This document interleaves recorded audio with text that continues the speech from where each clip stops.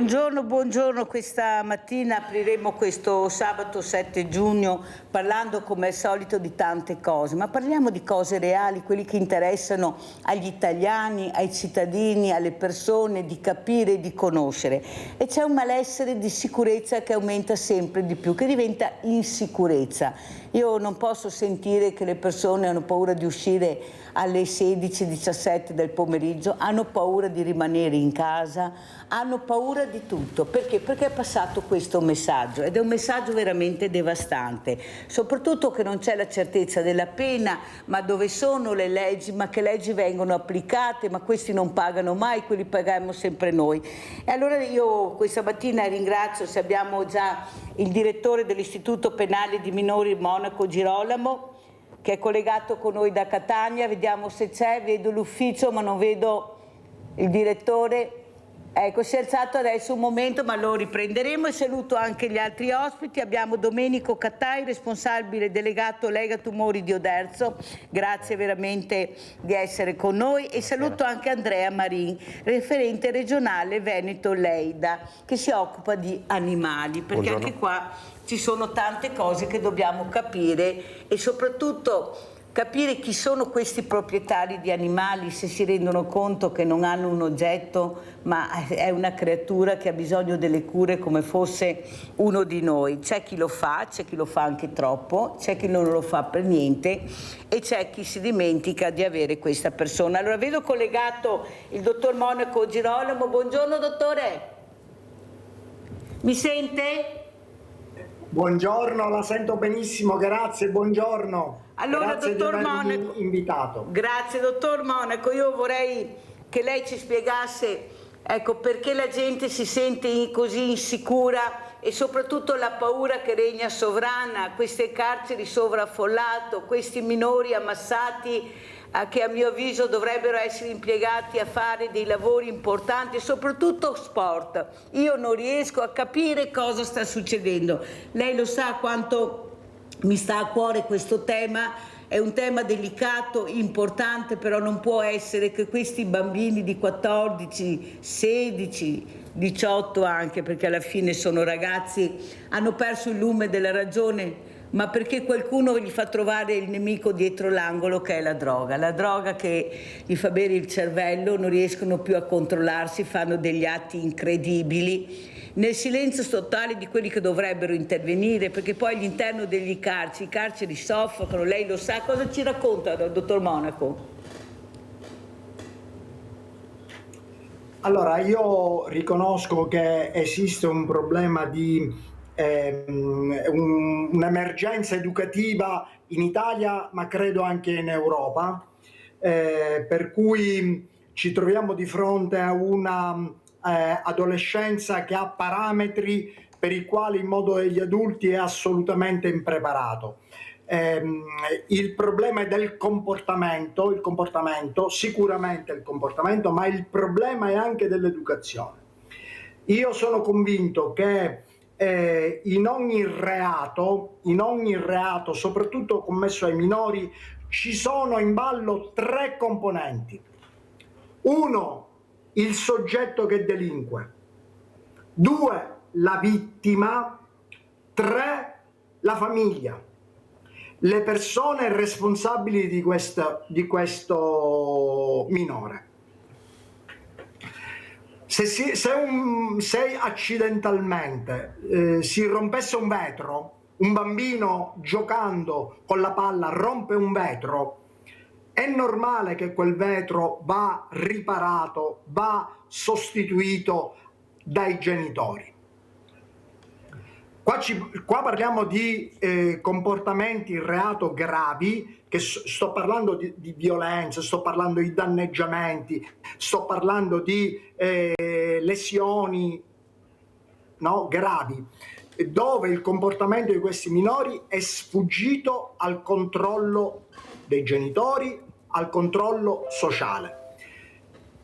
Quindi manca una rete di controllo che una volta era data dalla scuola, e anche la scuola ha abdicato al suo ruolo di controllo, una volta era data dalle parrocchie,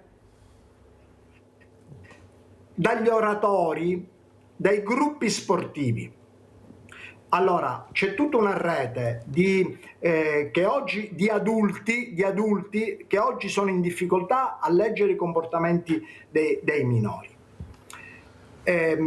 Cosa fare? Il punto è questo: cosa fare? Sicuramente i controlli aiutano, ma il concetto del controllo, dottoressa, il concetto del controllo va ampliato con il concetto della presenza.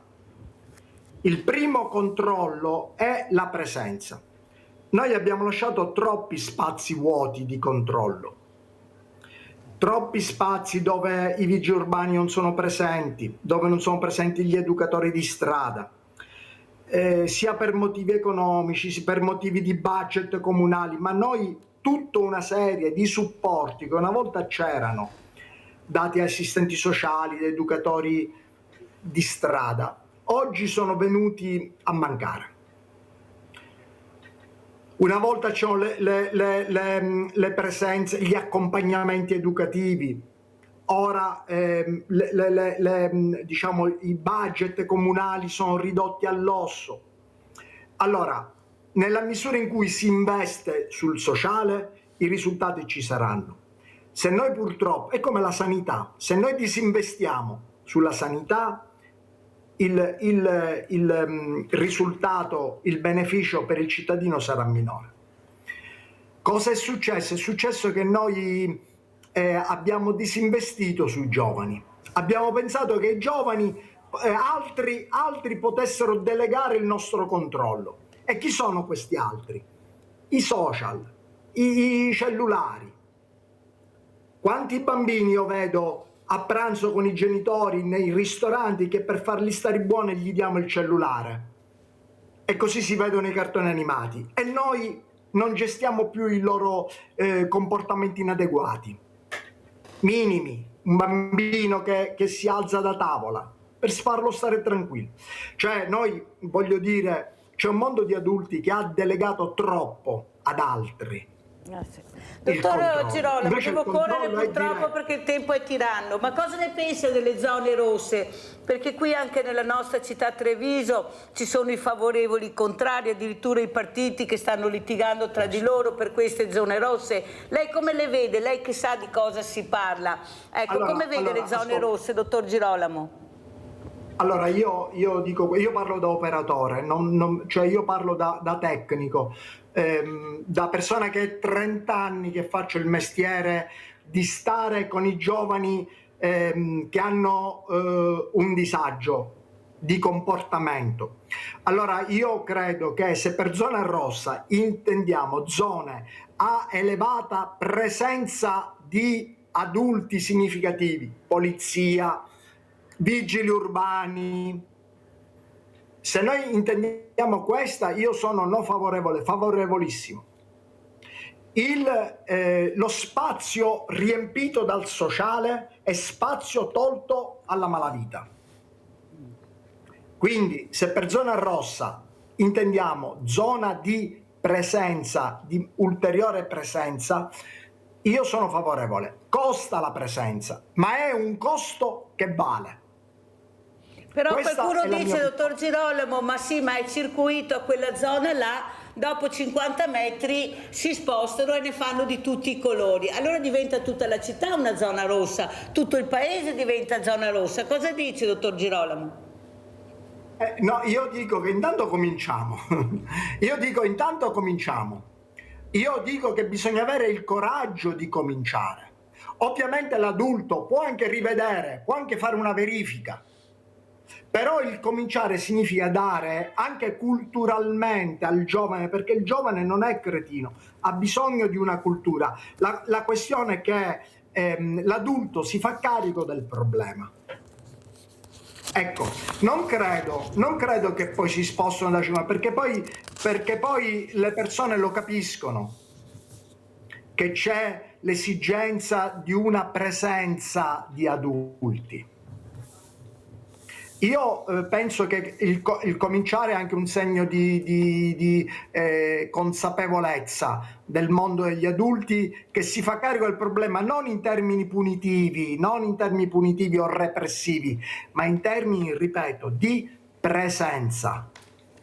Allora, dottor Girolamo, aspetti che vediamo questi video per far capire l'importanza di quello che stiamo dicendo, perché la gente a casa, vi posso assicurare che è tanta anche questa mattina che ascolta, ha bisogno di capire, di comprendere, anche perché poi sono i prefetti che decidono le zone rosse, naturalmente, dopo con un tavolo di consultazione dove siedono sindaci e forze dell'ordine. Andiamo a vedere, allora partiamo con Venezia, prefetto Venezia, Borseggi, zona rossa. Andiamo a vedere. Lato Borseggi noi speriamo che anche le innovazioni normative portino dei risultati nel breve periodo.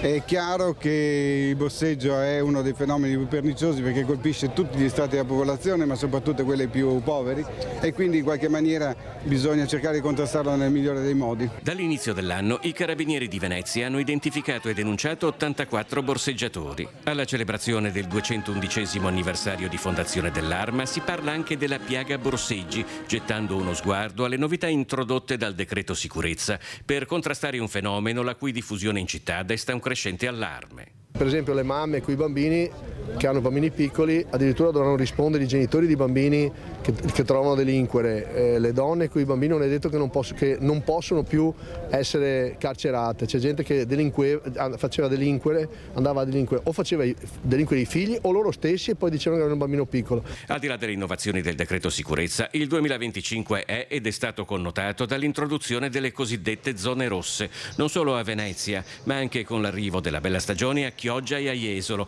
con tanto di controlli effettuati attraverso metal detector portatili. La zona rossa è positivo, in questo momento abbiamo registrato un'attenzione molto elevata anche da parte della popolazione favorevole a questo tipo di intervento. Noi, come avete visto, lo facciamo periodicamente perché non diventi una cosa statica che poi diventa rutinaria, e proprio per questo i risultati in questo momento possiamo dire che sono più che soddisfacenti, insomma, sia nel capoluogo che nelle altre due città dove si sono attuati questo tipo di dispositivi. 5 provvedimenti di allontanamento dal quadrante di Via Roma, zona rossa, dal lunedì scorso, scattati nel fine settimana i controlli straordinari interforze di prevenzione e controllo del territorio nel centro cittadino. 500 persone identificate, tra cui 150 minori. Quella della zona rossa è uno strumento aggiuntivo che diamo in mano alle forze dell'ordine per allontanare dei soggetti specifici che hanno dei precedenti penali, quindi ringrazio le forze dell'ordine. Ricordo che anche al di fuori della zona rossa continua il presidio da parte delle forze dell'ordine, che sta facendo un lavoro davvero importante, coadiuvati anche dalle polizie locali. Ad allertare le forze dell'ordine alcuni cittadini che hanno segnalato schiamazzi, musica alta e giovani che molestavano i passanti. Fermati 2 cittadini stranieri di 29 e 28 anni, per loro è scattato l'ordine di allontanamento. Non potranno più far rientro in quest'area per 40 giorni. Stessa sorte per un giovane 21enne italiano, tutti e 3 con precedenti di polizia. Ed ancora in Riviera Santa Margherita è stato controllato un altro ragazzo straniero di 19 anni con precedenti in materia di stupefacenti. Il giovane ha provato a deludere il controllo, ma è stato immediatamente intercettato, identificato e sottoposto al provvedimento di allontanamento. Infine gli agenti delle volanti hanno arrestato un cittadino egiziano di 23 anni con precedenti alle spalle che nel corso della sua identificazione ha opposto resistenza nei confronti degli operatori spingendoli con violenza. Il giovane è stato trovato in possesso di alcune dosi di hashish ed è stato arrestato, ed anche nei suoi confronti è stato disposto l'ordine di allontanamento dal quadrante di Via Roma.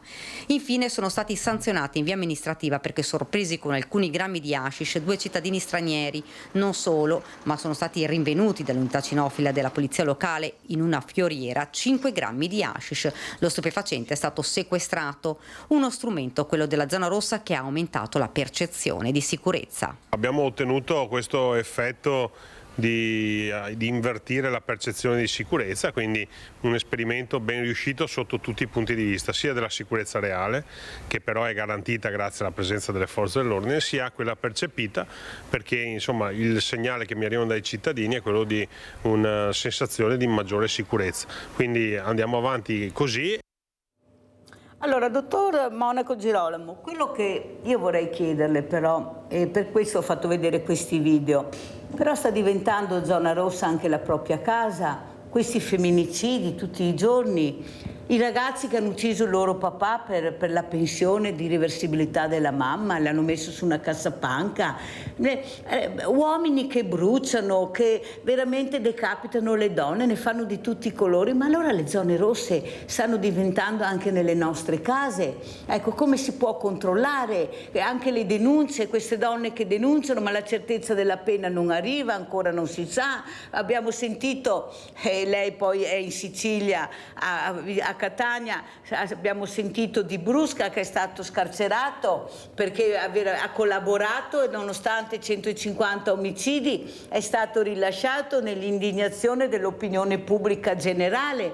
Ma allora cosa sta succedendo? Chi è che veramente paga in Italia? Se paga sempre la vittima e non il carnefice? Prego, dottor Girolamo. Allora, è proprio quello che volevo cercare di dire prima. Vero, anche casa nostra può diventare una zona rossa, perché a volte il male è dentro casa, è mio marito, è mio figlio, è il fidanzato di mia figlia e non me ne accorgo. E poi mi meraviglio, perché a volte le cose succedono senza avere un segnale di avviso. Era un bravo ragazzo e ha ucciso mia figlia, il fidanzato. Allora, è questo, il vero problema è questo: dobbiamo imparare a leggere i segnali di un male che cova dentro di noi. La società è cambiata. Questo dobbiamo capire, no? E forse è cambiato anche il nostro modo di pensare. Abbiamo modalità di vita pericolose, ripeto, perché non ci fanno guardare il problema comportamentale. Quando mi dice ma non aveva dato segnali, questo è il vero problema, perché un reato non spunta come un fungo. Un omicidio non spunta come un fungo, la gente non diventa pazza dall'oggi al domani. C'è una serie di comportamenti che noi purtroppo o non guardiamo o non sappiamo guardare, perché guardiamo altrove, che avviano queste cose. È vero, casa nostra può diventare, mio figlio può diventare un omicidio, il fidanzato di mia figlia può diventare un omicida. Allora, e per questo io dicevo che il problema è sempre a tre, perché il problema è sempre la famiglia, il problema è sempre io che non mi do pace perché non riesco a individuare il segnale premonitore di un... Ce ne sono tanti segnali, e che i minori purtroppo rivelano ad altri i loro malesseri piuttosto che agli adulti di riferimento. Grazie, dottore. Allora io dico questo, forse lì ci vuole anche un'attività di sensibilizzazione, anche di formazione. Sì, quali sono i segnali? Girolamo, ma se poi vediamo che Brusca viene scarcerato dopo 150 omicidi, capisce che i messaggi invece di diventare positivi diventano negativi? Io ascolti, io condivido questa sua... perché anch'io sono vicino all'esperienza di Libera, che è l'associazione che riunisce le vittime dei familiari uccisi per mafia, ok? E anch'io mi indigno tantissimo per quello che... Però la legge, dura lex sed lex, però la legge va rispettata, nel senso che la legge sul pentitismo, sul collaborazionismo, sulla collaborazione giusta, è stata una legge preziosa, in un momento di grande emergenza dove c'erano le stragi. Quella legge ha permesso di ottenere risultati importanti. Quella legge purtroppo ha avuto un prezzo, come tutte, e forse anche il prezzo, perché io Brusca lo conosco bene, quello che ha fatto al povero Di Matteo. E quello è un reato che non ha giustizia. Quello è un reato che non ha giustizia.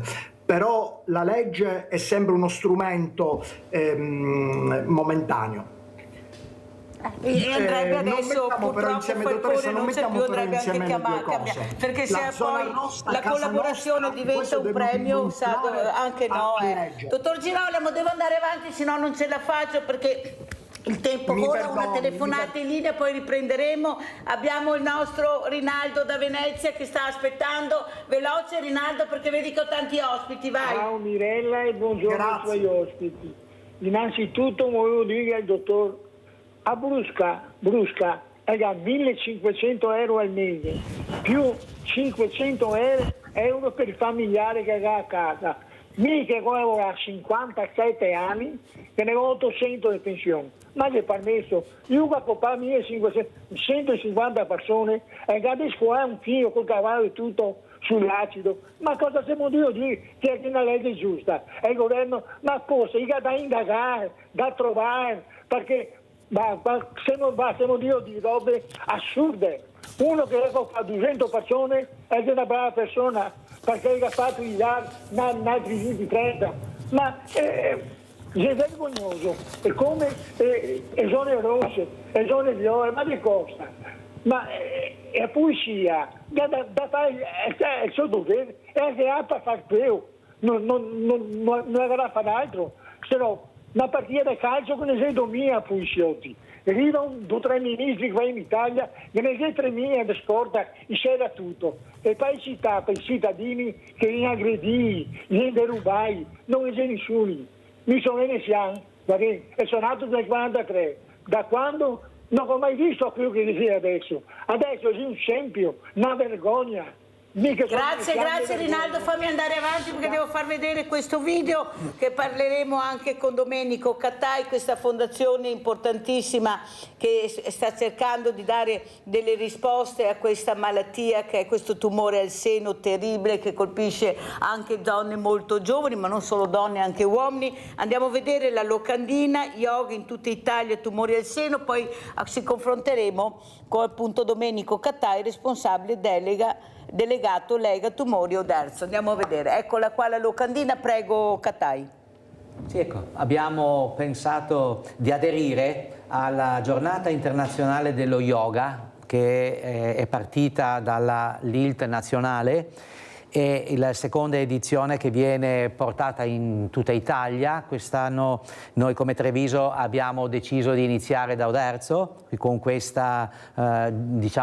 collegamento che abbiamo con tutte le altre città che aderiscono, sono 14 al momento, le città italiane, ecco, per sensibilizzare questa pratica dello yoga come curativa per le persone che hanno incontrato la malattia, soprattutto alle donne, ecco, però anche come prevenzione.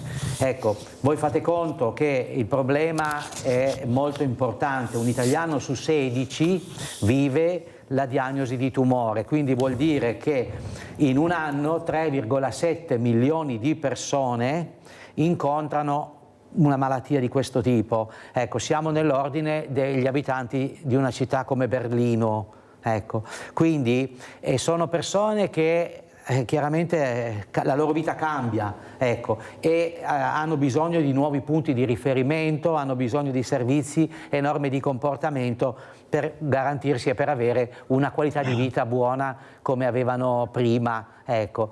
In più diciamo che la nostra intenzione è di portare avanti questo progetto come facciamo già in tutte le nostre delegazioni. Lo yoga è presente in tutte le nostre sedi, tutte e 6 le delegazioni della provincia di Treviso. Abbiamo questa pratica insieme all'attività fisica, quindi altri elementi che ognuna delle delegazioni sviluppa, perché sappiamo che l'attività fisica insieme all'adozione di corretti stili di vita, porta ad una riduzione del 40% dei tumori. Ecco, per cui questo per noi è un punto di forza. Ecco, questa è una novità quest'anno, quella di promuovere questo momento di divulgazione, di diffusione, ma di amicizia, di stare insieme. Quindi è un evento gratuito che è a disposizione di tutti uomini e donne. Ci si può iscrivere gratuitamente al sito celebriamolavita.it,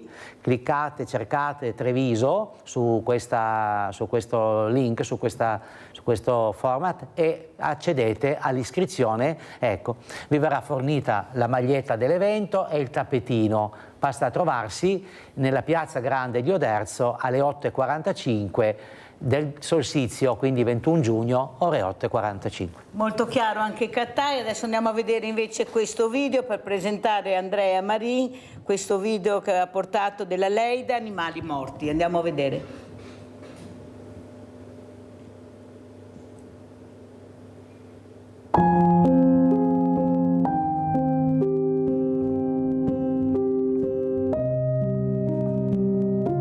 Che male ti ho fatto, uomo? Perché hai alzato la tua mano, macchina incomprensibile, sul mio povero corpo? Non ti ho rubato nulla che poteva renderti ricco, mentre a te stesso hai rubato il dolce sentimento della compassione e ora, che tu lo sappia o no, sei infinitamente povero.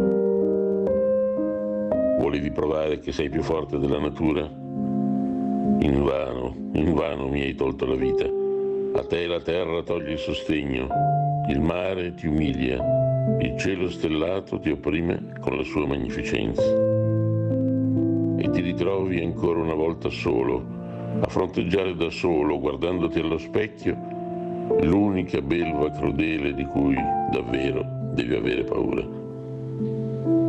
Io resto qui, dal mio corpo offeso, che tu consideri più vile, germoglierà un altro futuro, un nuovo presente. Noi, animali e uomini, riscoperti fratelli, divideremo ancora le vie del mondo, che appartiene a tutti.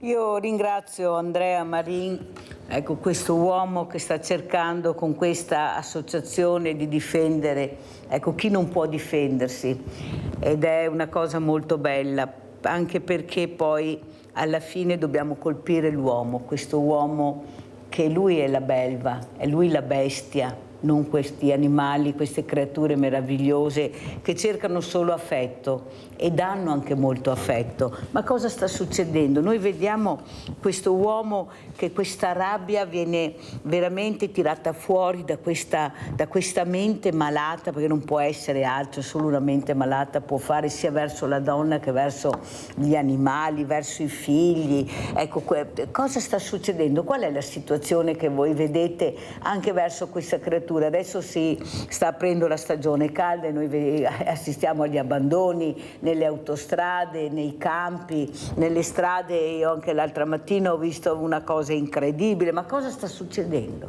Sì, Mirella, mi collego. Chiaramente noi come associazione cerchiamo per quello che possiamo di dare voce a chi non ne ha, agli esseri indifesi. E mi collego a quanto detto, che condivido totalmente dal dottore precedentemente. Dottor Girolamo. Perfetto.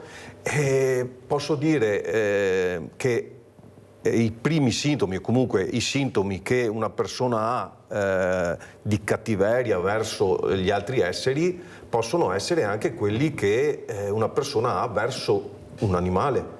Perché è scontato che se una persona maltratta un animale, il più delle volte maltratta o comunque ha degli atteggiamenti prepotenti verso altre persone. e quindi colleghiamo la cosa. Ecco, il lavoro che fortunatamente siamo riusciti a portare avanti grazie alla nostra Presidente, l'onorevole Michela Vittoria Brambilla, che negli anni, qualche anno fa, insieme chiaramente a tutta la maggioranza di governo, siamo riusciti a inserire in Costituzione l'animale, che prima non esisteva in Costituzione. Da lì il passo successivo è stato quello di approvare una legge che si chiama appunto legge Brambilla, che da 20 anni circa che si cerca di approvare, si porta avanti con l'intento di approvare, e finalmente questo governo è riuscito ad approvare una legge che dà più importanza all'animale, quindi non lo si vede più per il sentimento che l'uomo ha verso l'animale, lo si vede esclusivamente come essere senziente, quindi cambia la prospettiva, e da qui questa legge aumenta quelle che sono le pene e le sanzioni a chi maltratta e uccide gli animali. Cosa importantissima, tra le tante chiaramente, è quella di vietare la catena in tutta l'Italia, perché sembra strano, sembra paradossale, per noi veneti è una legge regionale che abbiamo da diversi anni, e quindi per noi è normale non vedere, o comunque raramente vedere, degli animali a catena, che comunque non è concesso in Veneto, però c'erano moltissime regioni ancora che non avevano divieto della catena, e quindi è un passo importante che è stato fatto. Come lo sport che è stato inserito nella Costituzione, anche questi animali fortunatamente c'è qualcuno adesso che li protegge un po' di più, perché c'è una legge. Certo. Allora, dottor Monaco Girolamo, quello che io volevo chiedere, lei si occupa di minori, ecco, io so quanto lei sta cercando anche di impiegare questo lavoro in maniera che veramente dia dei risultati. Il problema è che facciamo fatica, perché lei lo sa, il mio rammarico, che gliel'ho anche raccontato quando questo giudice donna mi ha detto, giustamente applica la legge, io non posso obbligare il 14enne a fare sport se non vuole.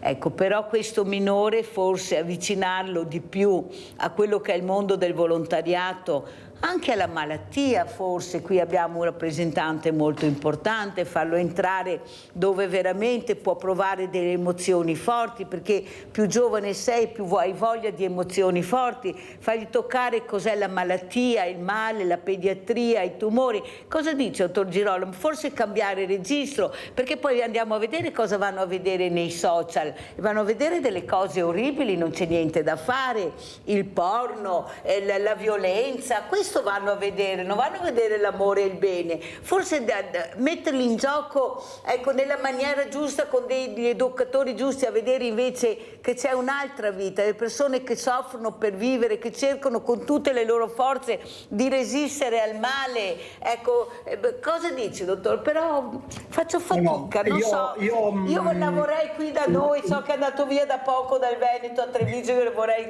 tanto che ritornasse nel mio Veneto, dottor Monaco, quanto la vorrei ancora qua. Prego, dottore.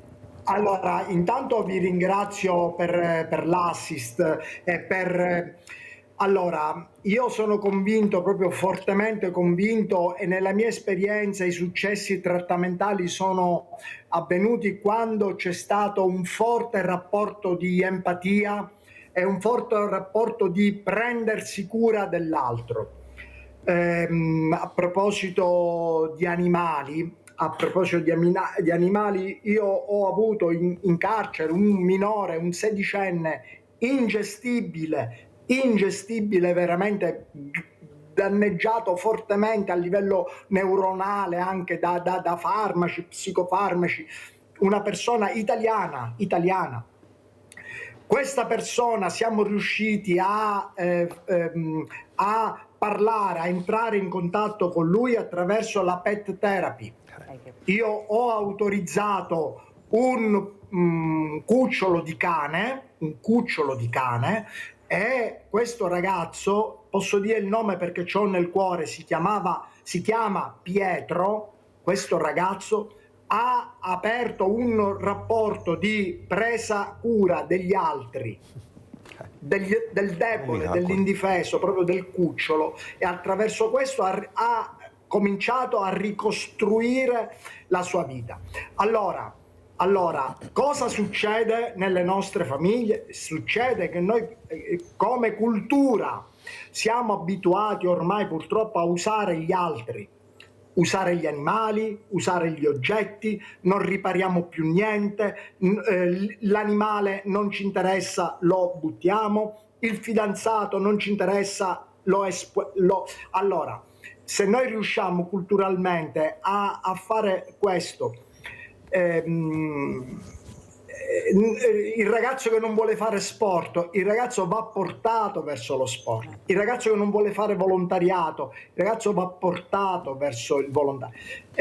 Quando ero direttore a Treviso abbiamo fatto entrare un cieco con il cane guida, e per i ragazzi questa persona, il prendersi cura di questa persona è stato uno dei più valido di 1000 discorsi. Le persone in carrozzella qui ad Acireale, dove in questo momento mi trovo a dirigere, entrano per fare attività di socializzazione con i ragazzi. Cioè esiste un'umanità, esiste una parte dell'umanità di cui noi dobbiamo farci carico, e questo è il discorso più valido che possa esistere, non le parole ma il prendersi cura. In passato ho proposto e poi la magistratura mi ha anche autorizzato detenuti in articolo 21 il lavoro all'esterno che lavoravano presso una mensa sociale della Caritas a dare da mangiare ai barboni. Allora, questi progetti sono progetti che fanno riflettere le persone e che portano al cambiamento. Sono sicuramente gocce in un oceano di grande fatica, però queste gocce possono essere ripetute e ci dobbiamo credere. Grazie dottor Monaco Girolamo per queste parole, per far capire che si può cambiare. Devo andare assolutamente in pubblicità.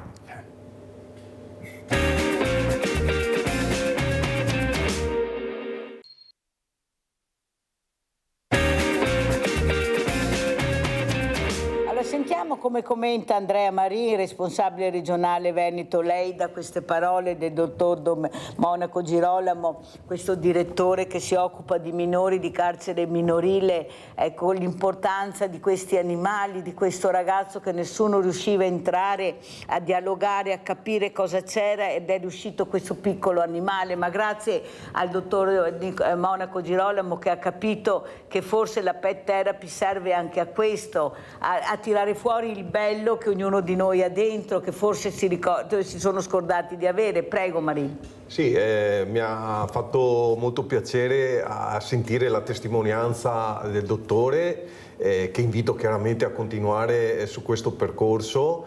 È chiaro che e ci rendiamo conto tutti i giorni che avvicinare le persone agli animali le rende migliori, le rende più belle. Magari dialogare in più con l'onorevole Brambilla, visto che c'è questo progetto in atto. Lo si può fare. Ecco, magari poi sentiremo. Prego, anche il dottor Monaco Girolamo. Prego Marin. Sì, possiamo sicuramente metterci in contatto per portare avanti dei progetti insieme.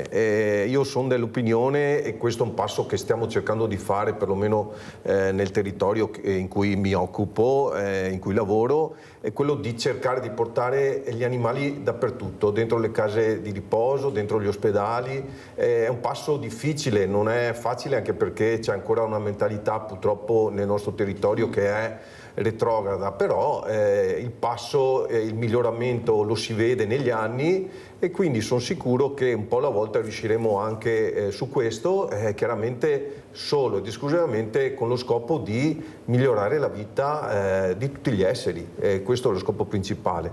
Un lavoro importante che ci porterà sicuramente via del tempo, però è un lavoro, è un obiettivo in cui noi ci crediamo, e quindi nel prossimo futuro cercheremo di portare avanti. Però Andrea Marin, non sarebbe possibile anche come educazione civica inserire la pet therapy? Perché noi vediamo anche certi ragazzini che ne fanno di tutti i colori con queste bestiole. Ecco, inserire anche la pet therapy, perché io sono convinta che va cambiata e riformata anche la scuola. Certo. Lo dicono i ragazzi, sì la didattica, ma poi dammi anche qualcos'altro che mi intrighi. Allora noi quest'anno a San Donà e negli anni scorsi anche nei comuni di Musile e di Jesolo, quindi è da 3 anni che lavoriamo su questo, abbiamo portato gli animali nelle scuole elementari, dove abbiamo fatto conoscere i cani, chiaramente principalmente i cani perché sono gli animali più semplici da conoscere, però abbiamo raccontato ai bambini quello che è l'animale in generale, nello specifico il cane, come rispettarlo, i diritti e i doveri, e quindi vedevi proprio l'interesse e la curiosità di questi bambini che oltre ad ascoltare in silenzio la lezione dell'educatore cinofilo erano incuriositi e facevano tantissime domande, quindi un modo per educarli nel senso civico sicuramente, ma anche quello di portare questa generazione un domani a rispetto sì degli animali, ma anche dei propri simili, degli altri. Questo è lo scopo principale. Ecco, una cosa, collegandomi sempre a quello che diceva il dottore prima e a quello che si sente ultimamente parlare anche a livello nazionale, si parla di tornare all'obbligo della leva per i giovani.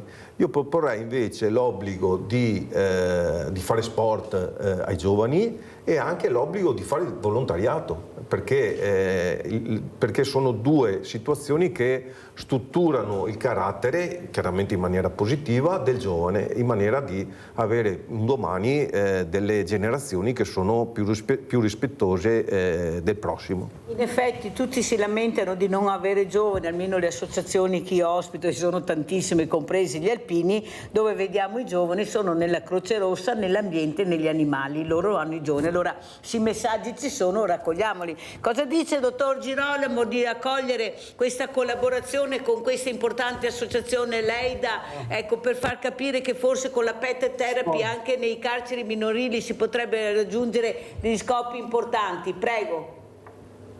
Intanto grazie, sempre sfondate una porta aperta, e io 30 anni di mestiere ho capito proprio il valore della cura. Le persone, le attività, ma anche gli oggetti che noi curiamo sono gli oggetti che poi ci cambiano e ci fanno diventare attenti. Una persona che rispetta un cucciolo di animale sicuramente rispetta gli altri, perché è attento ai suoi ritmi, è attento alla pulizia. Ripeto, io con Pietro ho visto cambiamenti visibili, proprio visibili sulla cura, il concetto di cura, cioè il concetto di avere l'altro dentro di sé. Questo è il valore che oggi manca, avere l'altro dentro di sé. L'altro diventa un oggetto che noi usiamo, mentre l'altro dentro di sé è un essere vivente che noi curiamo. È la cura quello che cambia la persona. Noi abbiamo bisogno veramente di cura come società, e quindi grazie. Se l'associazione o i singoli vogliono fare esperienze in istituti penali, soprattutto per minorenni, dove c'è anche la possibilità proprio di attivare queste cose, io sono favorevolissimo. Allora vi scambierete ecco, i messaggi, il dottor Girolamo Monaco mi autorizza a dare la sua mail a Andrea Marin per questa futura collaborazione, perché penso che quando si parla di prevenzione, quello che stiamo discutendo adesso è prevenzione. Ecco, la cura diventa prevenzione, questa è una cosa fondamentale per il bene di tutti, perché se poi riusciamo a guarire questo ragazzo non lo troviamo più a delinquere, vivere poi quando esce da questi carceri minorili, che anche qua ci sarebbe tanto da discutere. Veramente grazie dottor Monaco di essere stato con noi, dottor Monaco Girolamo, direttore Istituto Penale di Minori da Arcireale Catania, collegato con noi. Grazie dottore. Sentiamo come invece ci saluta questo importante ospite che abbiamo stamattina, Domenico Cattai. Anche questa prevenzione, ecco, questa fondazione che sta cercando di aiutare con la prevenzione, con l'informazione queste donne, questi uomini con questa terribile malattia che è il tumore al seno o addirittura cancro con metastasi. Prego. Certo. La prima opera che si propone è quella della prevenzione primaria, quindi dell'attenzione alla propria, diciamo, lo stile di vita, ecco, perché lo stile di vita è una delle primarie diciamo, modalità con cui si può intervenire nella prevenzione, ecco, e quello in cui si può fare qualche cosa. Poi c'è quella di arrivare presto alla diagnosi, quindi effettuare tutte quelle indagini il più presto possibile appena vengono proposte, soprattutto le adesioni allo screening che la nostra regione propone, ecco, e poi quella che stasera per esempio ci vede qui sulla terziaria, cioè quell'aspetto della prevenzione, un percorsi di terapie che accompagnano i pazienti verso la normalità. Ecco, per esempio una delle cose che noi facciamo, accompagniamo i pazienti alle terapie con le nostre automobili, le vedrete girare per il territorio, ce ne sono una sessantina qui nella provincia di Treviso. Cattai, la fermo un secondo solo, se non mi cade la linea. Abbiamo Cecilia da Ponte della Priola, poi riprendiamo. Vai Cecilia. Adesso? Sì, prego. Sì, ecco, io volevo dire alla trasmissione che io sono del 38. Sì. E che qua di noi non parlano, nessuno si ricorda. Abbiamo lavorato, sacrificato una vita e adesso che siamo, nessuno ci rispetta e nessuno ci dà un aiuto, noi siamo proprio dimenticati da tutti. Cara Cecilia, guarda, parlavo proprio prima con i miei ospiti, dopo ridò la parola a Cattai, che stiamo cercando di organizzare il villaggio delle associazioni proprio dal 10 al 13 luglio a Silea, perché abbiamo capito che c'è una solitudine pazzesca che riguarda tutti, e questa è la telefonata che mi dà ulteriore motivo per andare avanti con questo villaggio, perché siamo in tanti, Cattai, Marin, tante associazioni, ci mettiamo Fiore all'Occhiello, il Veneto, e poi troviamo queste telefonate. Io non ho nessuno, siete in tanti ma io non vedo nessuno, perché non facciamo rete, non ci uniamo. Lei, Cattai, ha detto una cosa importante: noi abbiamo le macchine per portare queste persone, ma se io non so che lei c'è, come faccio? Ma se il mio medico di famiglia non mi dà questo numero di questa associazione, come faccio? Allora siamo in tanti, dobbiamo unire e capire chi fa cosa, perché se continuiamo a fare tutti tutto, noi troviamo queste persone da solo. Prego Cattai. Sì, è vero quello che dici, sono tante persone anche che appunto incontrando anche questa malattia, anche familiari delle persone che a volte incontrano queste difficoltà e si isolano, no? E restano soli. L'associazionismo ha questa caratteristica di poter essere un'offerta, il problema proprio sono questi passaggi di messaggio che purtroppo non vengono passati. Ecco, io vorrei ancora soffermarmi sull'evento, in particolare questo, perché mi sembra importante questo nome che è stato scelto, celebrare la vita che continua, no? Che ha avuto un'esperienza di tumore. Vediamo anche la scritta molto bella della locandina. Infondere forza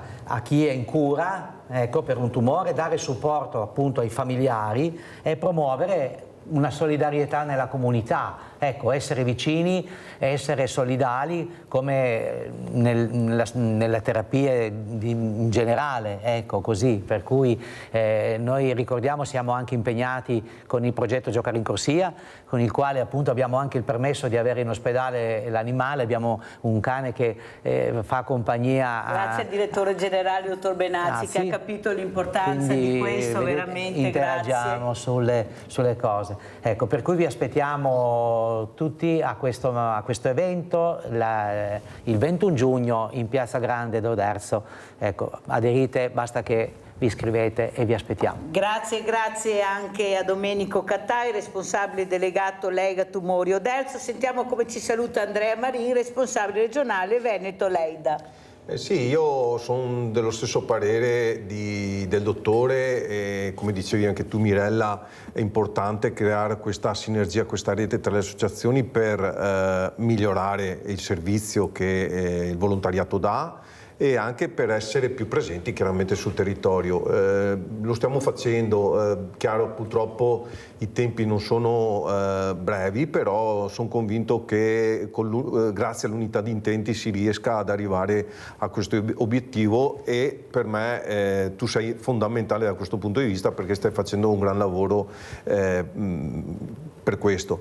Noi di nostro continuiamo a lavorare sul territorio per il bene degli animali e per la tutela dell'ambiente. Ecco un dato che, visto che ci sono, volevo portare a conoscenza, mi è arrivato qualche giorno fa, secondo i dati dell'Eurispes, scusate, sì. Nel 2025 sono il 40,5% degli italiani a dichiarare di accogliere un animale in casa, quindi più il 3,2% rispetto al 2004, chiaramente i principali animali che si tengono in casa sono i cani e gatti, più o meno in ugual misura, ovvero il 37%. Però bisogna capire che se lo ospiti in casa devi capire che ha le sue esigenze, anche certo. Lui, che non sono le tue. Ecco, specialmente al mare, smettetela di portare i cani tutto il giorno in spiaggia sotto un sole cocente, anche se avete l'ombrellone, fargli fare 150.000 bagni con questa pallina, con lui si sdraia, non ne può più. Cercate di capire che non questo è il modo di far divertire e amare i vostri animali. Inutile vi fate chiamare papà, mammina e papino se poi li trattate in questa maniera. Sbaglio? Cosa? No, Marina, alza l'appello perché io non ne posso più di vedere queste cose. Dai con sta palla, dai. Vedi che proprio il cane non ce la fa più, prego. Sono d'accordissimo. Il cane, il gatto, qualsiasi animale, benissimo che lo porta a casa, ci mancherebbe, però deve essere assolutissimamente un'adozione cosciente, responsabile. Non si può pensare di portare a casa un animale per poi dopo 1, 2, 3 settimane portarlo in canile perché non si riesce a gestirlo o non si sapeva che portava un impegno così importante. Quindi gli animali portateli a casa, però dovete essere coscienti di quello che fate. E se li portate in vacanza? Li si porta anche in vacanza, però sicuramente non sotto il sole cocente, devono essere rispettati, oppure ci sono tantissime pensioni che li accolgono anche per giorni e quindi eventualmente portateli lì che stanno più che bene. Ecco, questo è tutto, grazie. Grazie Andrea Marin, grazie a tutti i miei ospiti, pubblicità.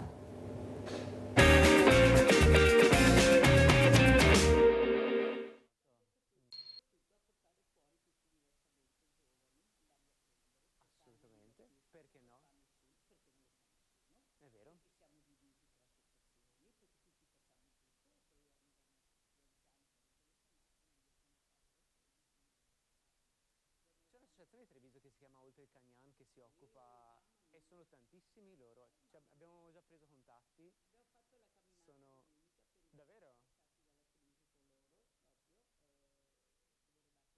Sono super loro.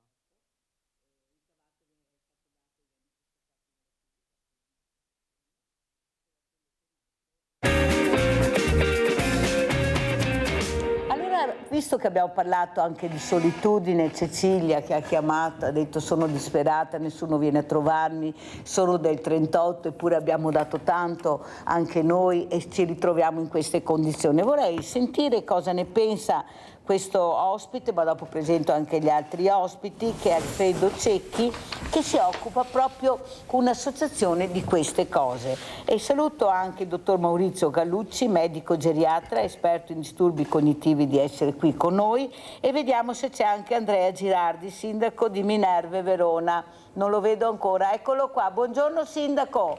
Buongiorno agli ospiti e telespettatori. I sindaci adesso ne parliamo.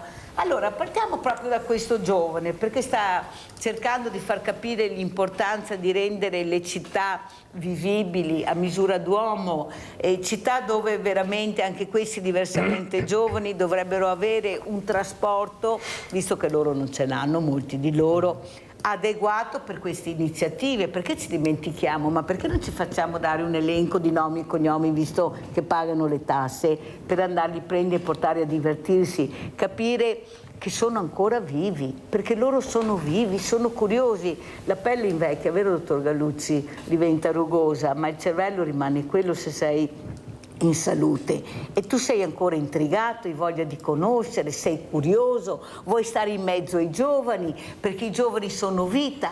Non si fa. Vuoi spiegare cosa sta succedendo? Prego.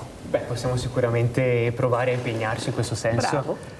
Noi come associazione Presentati allora. Sì, io sono Alfredo Cecchi, sono vicepresidente dell'associazione Rock in Motion di Treviso, un'associazione che si occupa di progetti di sostenibilità ambientale e sociale. È per questo che poi, presentandomi prima, stavamo appunto parlando che il sociale, il tessuto sociale, soprattutto di città come Treviso, si può declinare in varie fasce d'età, è per questo che poi ci siamo agganciati.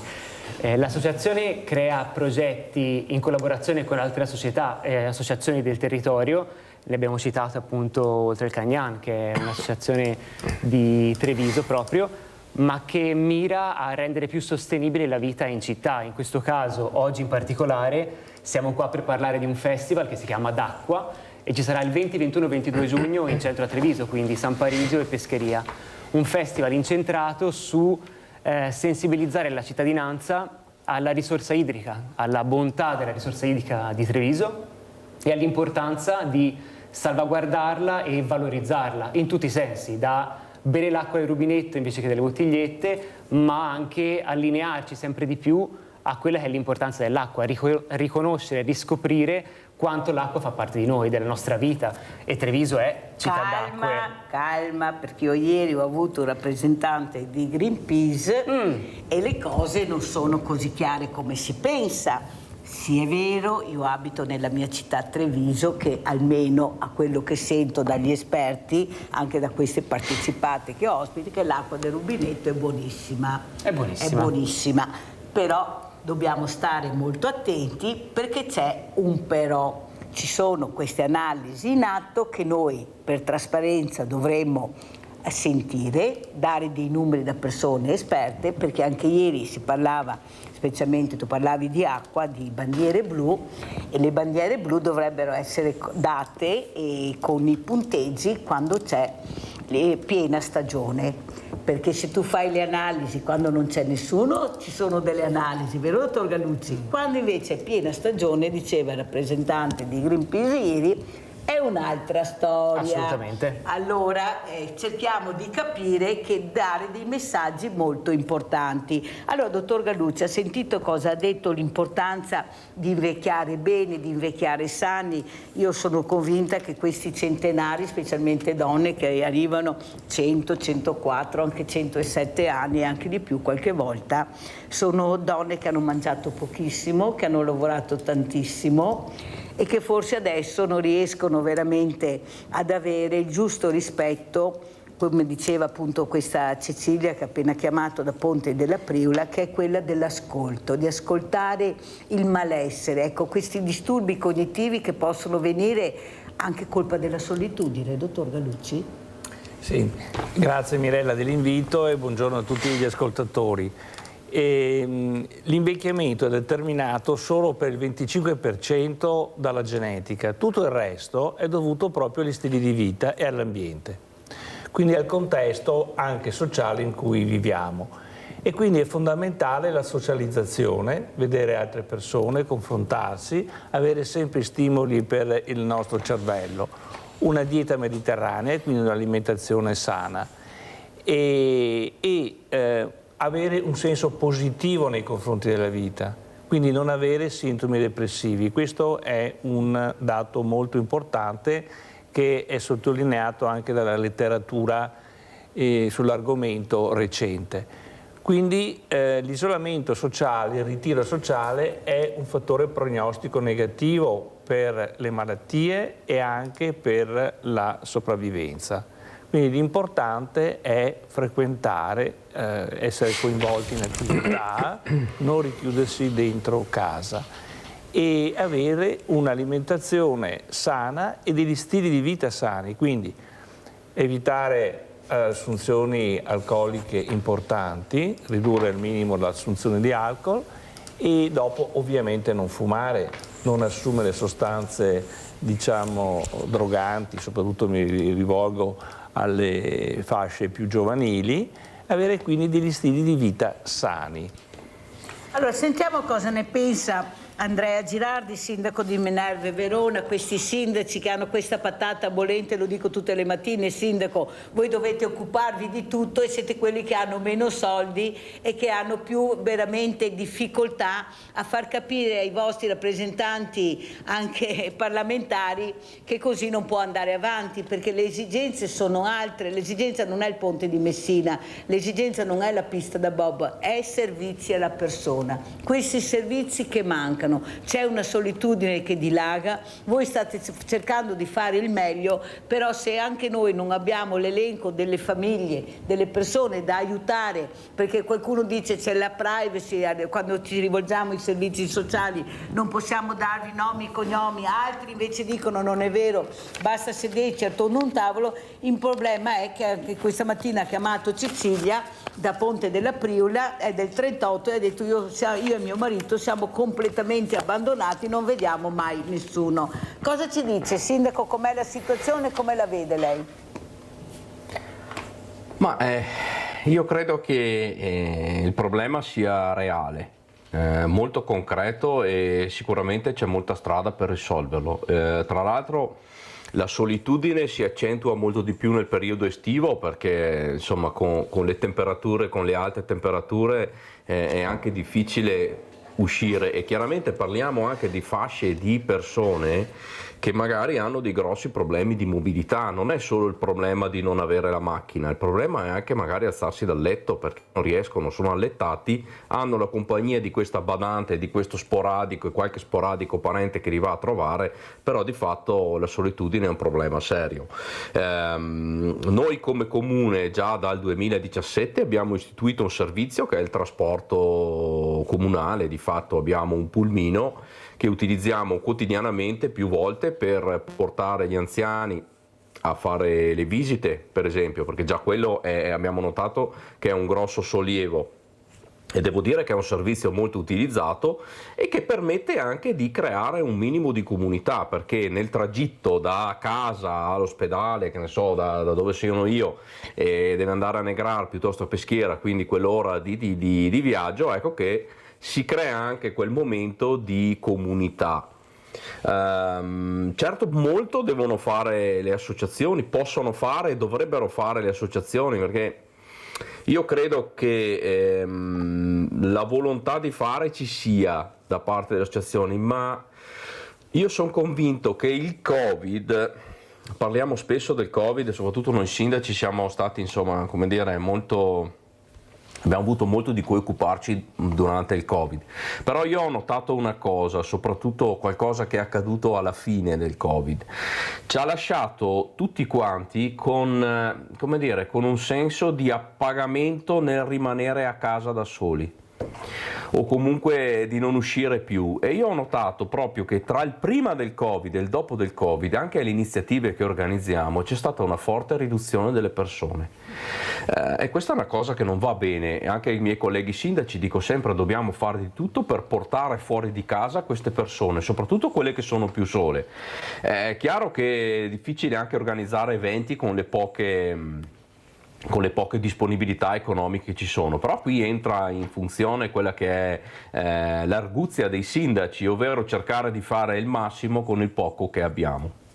Vede sindaco, io sono veramente disgustata nel sentire che non ci sono i soldi, perché vede sindaco, i soldi del PNRR erano soprattutto destinati al terzo settore e qui ragioniamo a 360 gradi. Il problema è che sono stati deviati su progetti che hanno visto crescere tanto cemento, tante strutture cemento, all'interno vuote, perché non abbiamo neppure il personale da mettere all'interno, con i servizi alla persona, che vuol dire trovare la possibilità di essere vicino. Mi permetta, facciamo anche fatica a finirle, perché poi c'è stato l'aumento di prezzi e quello che ci hanno dato anni fa per fare. Io per esempio ho ricevuto i fondi PNRR per rifare le scuole, però Questo mi ha anche messo nella condizione di bloccarmi, perché se quando 4 anni fa ho vinto il contributo, cioè diciamo mi è stato assegnato il contributo, da 4 anni a questa parte con l'aumento di prezzi che c'è stato, devo usare soldi della mia spesa corrente,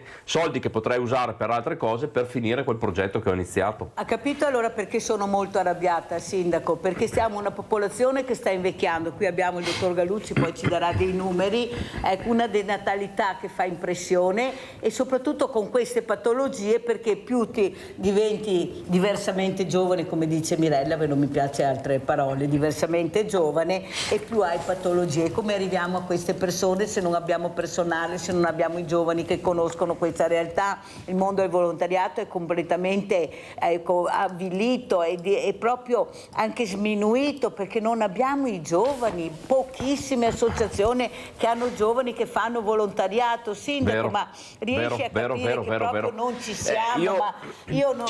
Ci sono alcuni paesi che sono più fortunati di altri, parlo anche qui della mia zona andando alle manifestazioni, e vedo che sono riusciti a costruire, a mantenere un gruppo di ragazzi che facciano i volontari anche solo alle sagre.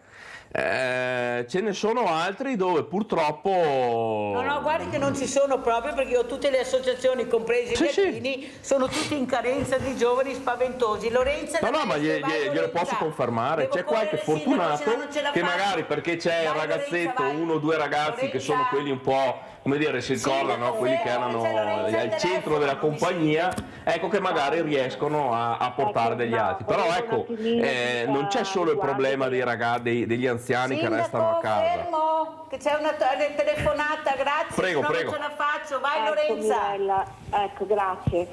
Volevo un attimino a collegarmi a questo signore che appunto parla delle associazioni, eccetera. Qui a Mestre è grossa fatica, io sono da sola, ho avuto anche 2 patologie, faccio compagnia a una signora che è più anziana di me, però io con 2 tumori che ho avuto devo stare alle regole e mi trovo totalmente da sola, dopo aver assistito 3 miei parenti, di cui i miei genitori a sua volta col tumore e il mio compagno col tumore, per cui Mirella, io mi sono sempre data da fare e vado avanti, però anch'io ho i miei crolli emotivi, proprio perché cerco di informarmi. La mia dottoressa non sa nulla di queste associazioni, non sa nulla di tante altre cose che altre persone più o meno nella mia situazione chiedono.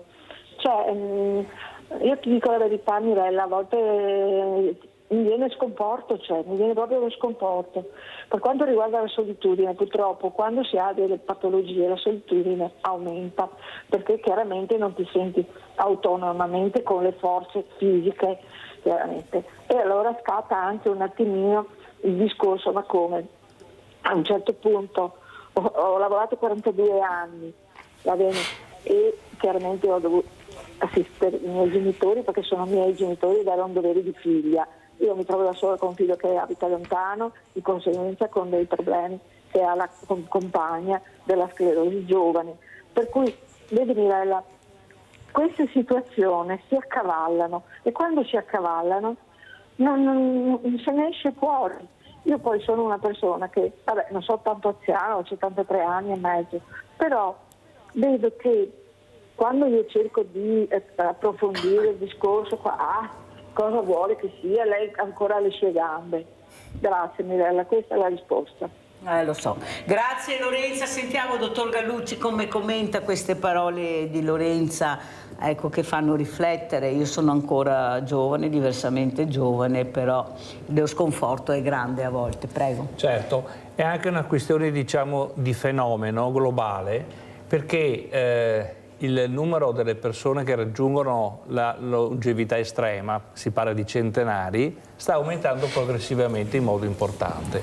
Per darvi proprio 2 numeri, nel 1950 in Italia erano 5.000, nel 2020 erano 22.000 e la stima è che saranno circa 300.000 nel 2050. E parliamo di persone spesso sole, prevalentemente donne, le quali raggiungono una longevità estrema perché hanno seguito grosso modo dei buoni stili di vita e hanno anche una genetica, diciamo, che li ha predisposti per questa sopravvivenza. Però il fenomeno, diciamo, è molto importante e molto anche, diciamo, seguito da un punto di vista scientifico. Tanto è vero che il 15-17 maggio di quest'anno al Mario Negri, l'Istituto Mario Negri di Milano, si è svolto un convegno dove si è parlato anche di centenari e abbiamo potuto presentare anche uno studio che conduco da 22 anni, Treviso Longeva, il cui acronimo in letteratura è TRELONG, uno studio condotto su circa 700 anziani ultrasettantenni del 2002 che seguiamo quindi da 22 anni. E abbiamo quindi presentato i dati relativi ai centenari di Treviso Longeva, ecco. E questo studio nasce perché? Semplicemente perché a fine anni 90 l'Istat ha pubblicato le tavole di mortalità a livello provinciale, il dato che prima era sommerso a livello regionale, ed è venuto fuori che la provincia di Treviso aveva l'aspettativa di vita alla nascita più grande, diciamo, per quanto riguarda le donne rispetto a tutte le altre province italiane. Questo dato si è poi rafforzato negli anni successivi, l'Istat ha pubblicato nel suo sito i risultati e quindi, diciamo, la provincia di Treviso ha un'aspettativa di vita alla nascita, per quanto riguarda una bambina che nasce adesso, di oltre 86 anni. E per quanto riguarda invece i maschietti siamo comunque oltre la media nazionale. Perciò c'è un perché. Allora, sentiamo anche cosa ne pensa questo giovane che sta cercando anche lui di mettere questa goccia anche con questo festival, Alfredo Cecchi, perché anche lui diventerà diversamente giovane. Direi di proprio di sì. Allora bisogna fare prevenzione, bisogna seminare prima per raccogliere dopo. Ecco, come intendete seminare? Tu rappresenti un'associazione, siete voi che avete il futuro in mano e siete voi che dovrete decidere anche cosa fare di queste creature, come ripeto prima, che gridano continuamente: guardate che siamo soli, cercate di aiutarci, cercate di venirci incontro, di capire che ci siamo. Prego. Allora, sicuramente l'associazione si occupa del tessuto sociale di Treviso, tra l'altro mi collego a quello che stavamo dicendo prima, le analisi dell'acqua sono effettivamente controllate e reali grazie a ATS che le fa periodicamente. Non so, io non sono un esperto, ma magari anche l'acqua molto buona di Treviso influisce sulla longevità della popolazione. Il tessuto sociale non è fatto solo di bambini o di persone diversamente anziane giovani, a questo punto, diversamente giovani, ma anche di diversamente giovani, come dice Mirella, quindi un ottimo spunto di riflessione può essere questo: creare dei progetti che coinvolgano tutte le fasce d'età per far sì che la popolazione venga coinvolta a 360 gradi in tutte le fasce d'età nella sensibilizzazione sull'ambiente. Senti Cecchi, quando nasce questa associazione, perché è nata? Nasce nel 2015 dall'unione di tre amici, i tre soci fondatori, che scelgono di fare qualcosa per la loro città, quindi nasce dall'amore per la città e dalla volontà per salvaguardare, per valorizzare questa città e la sua bellezza. E nasce con progetti molto piccoli, se vogliamo chiamarli, e si sviluppa grazie anche... È la prima volta che ti sento, scusa se te lo dico, sì che io... cioè veramente io non ti conoscevo come associazione. Non ci siamo fatti forse molta pubblicità, a quanto pare. Ecco il discorso prima, che ognuno fa il pur e poi non ci conosciamo. Però la rete di associazioni con cui collaboriamo comunque è abbastanza forte, sul Trevisano appunto. Abbiamo fatto molti progetti con il supporto anche del Comune e in questo caso di ATS, quindi Alto Trevigiano Servizi.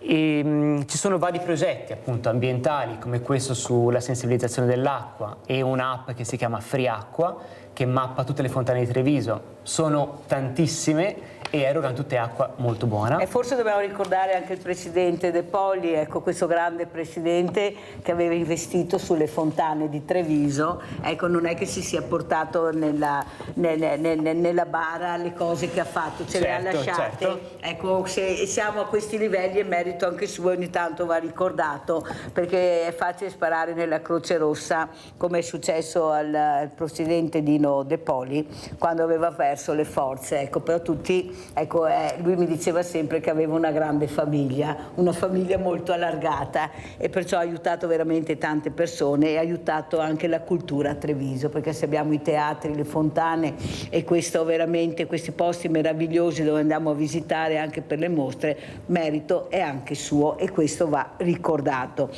Sindaco, ecco, lei cosa piacerebbe che ricordassero di lei, sindaco? Ecco, cosa sta cercando di fare? No, perché deve andare dall'altro là, ma perché giustamente con sti mandati non si riesce più a capire niente. Quanti ne avrà lei? Vede che ha fatto sorridere anche il dottor Gallucci. Ecco, sentiremo cosa sta seminando questo sindaco per accogliere in futuro anche il rispetto delle persone, perché poi tutto si gioca là. Io mi ricordo veramente specialmente un sindaco di Treviso dove veramente le persone cercavano di far capire il rispetto per l'attenzione che aveva avuto nei suoi confronti. Non dico il nome perché non è quello che pensate voi, ne abbiamo avuto veramente di bravi sindaci anche a Treviso. Prego. Mi ha fatto una bella domanda, devo dire, e la prima cosa a cui stavo pensando non era un'opera, quindi non è essere ricordati perché ho fatto la scuola, perché ho fatto il campo di calcio, perché ho sistemato. No, mi piacerebbe essere davvero ricordato perché sono stato vicino alle persone e quando c'erano, quando hanno avuto bisogno, io c'ero.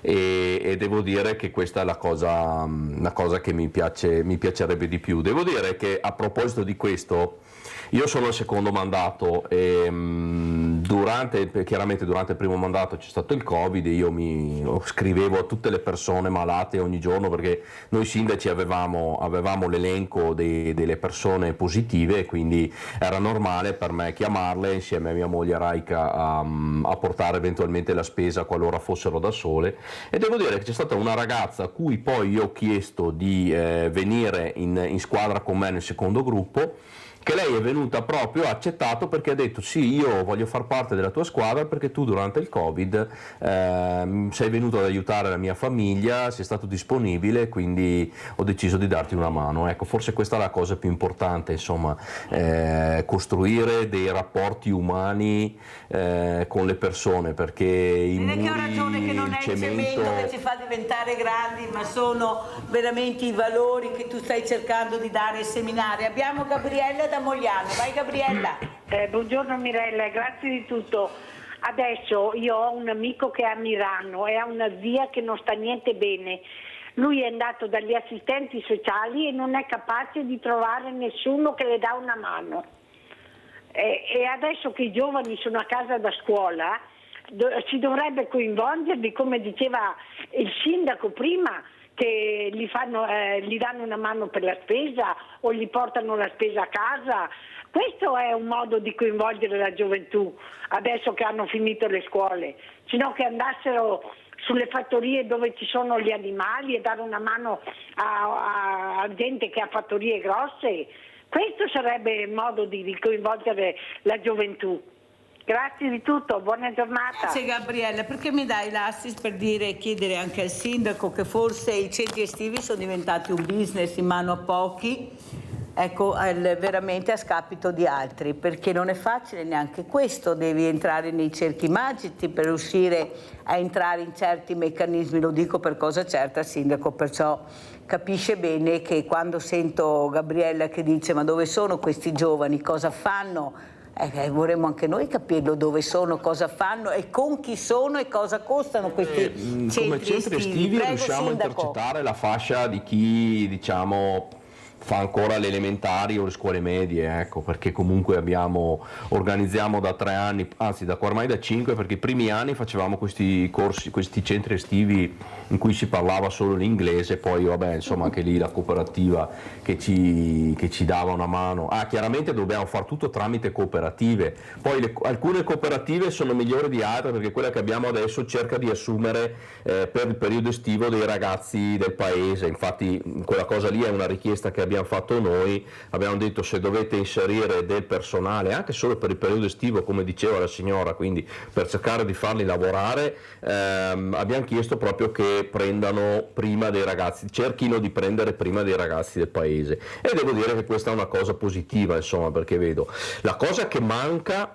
che mi accorgo che proprio manca tantissimo sono i Grest fatti dalle parrocchie. Di fatto quella cosa lì sta piano piano sparendo, da noi si fa poco.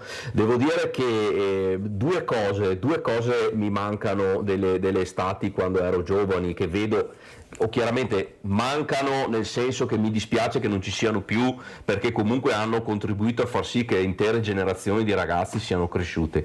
Primi sono i Grest fatti dalle parrocchie, dove si trasmettevano anche dei valori cristiani che di questi tempi insomma sono, come dire, sono quasi assenti, e che comunque sono il caposaldo della nostra società e della nostra nazione. E poi manca tantissimo, io almeno nella vita di paese, la sera vedere le persone che si siedono in strada e chiacchierano tra di loro. Questa è una cosa che mi manca tantissimo. Io ricordo che con la bici si andava in giro e vedevi il capannello di persone sedute fuori. Ciao Mirella, buongiorno ai tuoi ospiti. Niente, volevo dire, non sento niente Mirella. No, ti sentiamo bene, vai. Buongiorno anche al dottor Gallucci, che l'ho conosciuto a causa di mio marito. Allora, ho fatto la domanda di aggravamento per mio marito dopo 2 visite fatte non per aggravamento ma comunque per richiesta di invalidità.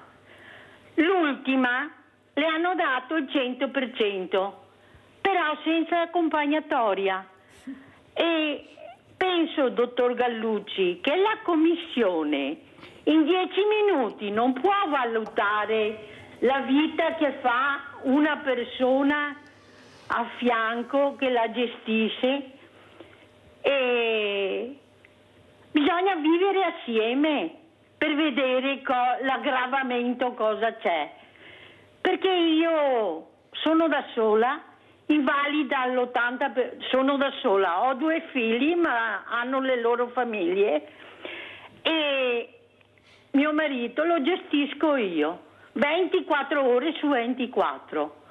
Adesso ho chiesto l'aggravamento, mi danno il 100% senza accompagnatoria, e dopo mi hanno chiesto perché ho fatto la SAPAD. Non so se lei penso di sì, che ho Nadia, spiega cos'è, perché non si è capito. È praticamente la richiesta degli assistenti sociali, e questa me l'ha richiesta la visita geriatrica che ho fatto l'ultima. Quando sono andata alla visita in commissione, quella visita non l'hanno neanche guardata, perché è scritto bene, ha bisogno di assistenza 24 ore su 24. Quando c'è scritto quello, penso che sia un aggravamento, ma queste commissioni non sono fatte bene, e speriamo che, perché sono invalida anch'io l'80%, perché sono stata operata l'anno scorso un tumore al seno. Grazie, arrivederci e buona giornata. Ciao cara Nadia, un abbraccio a lei, dottor Gallucci. Allora, la commissione dell'INPS per l'accertamento dell'invalidità civile deve tenere conto di tutta la documentazione sanitaria che lei porta, quindi anche le visite geriatriche fatte per suo marito. Dopodiché lei ha 6 mesi di tempo dal momento in cui riceve il verbale a casa per fare il ricorso. Il ricorso contro l'INPS vuol dire semplicemente che lei non è d'accordo con quello che l'INPS alla fine ha scritto, giudicando il grado di invalidità del marito.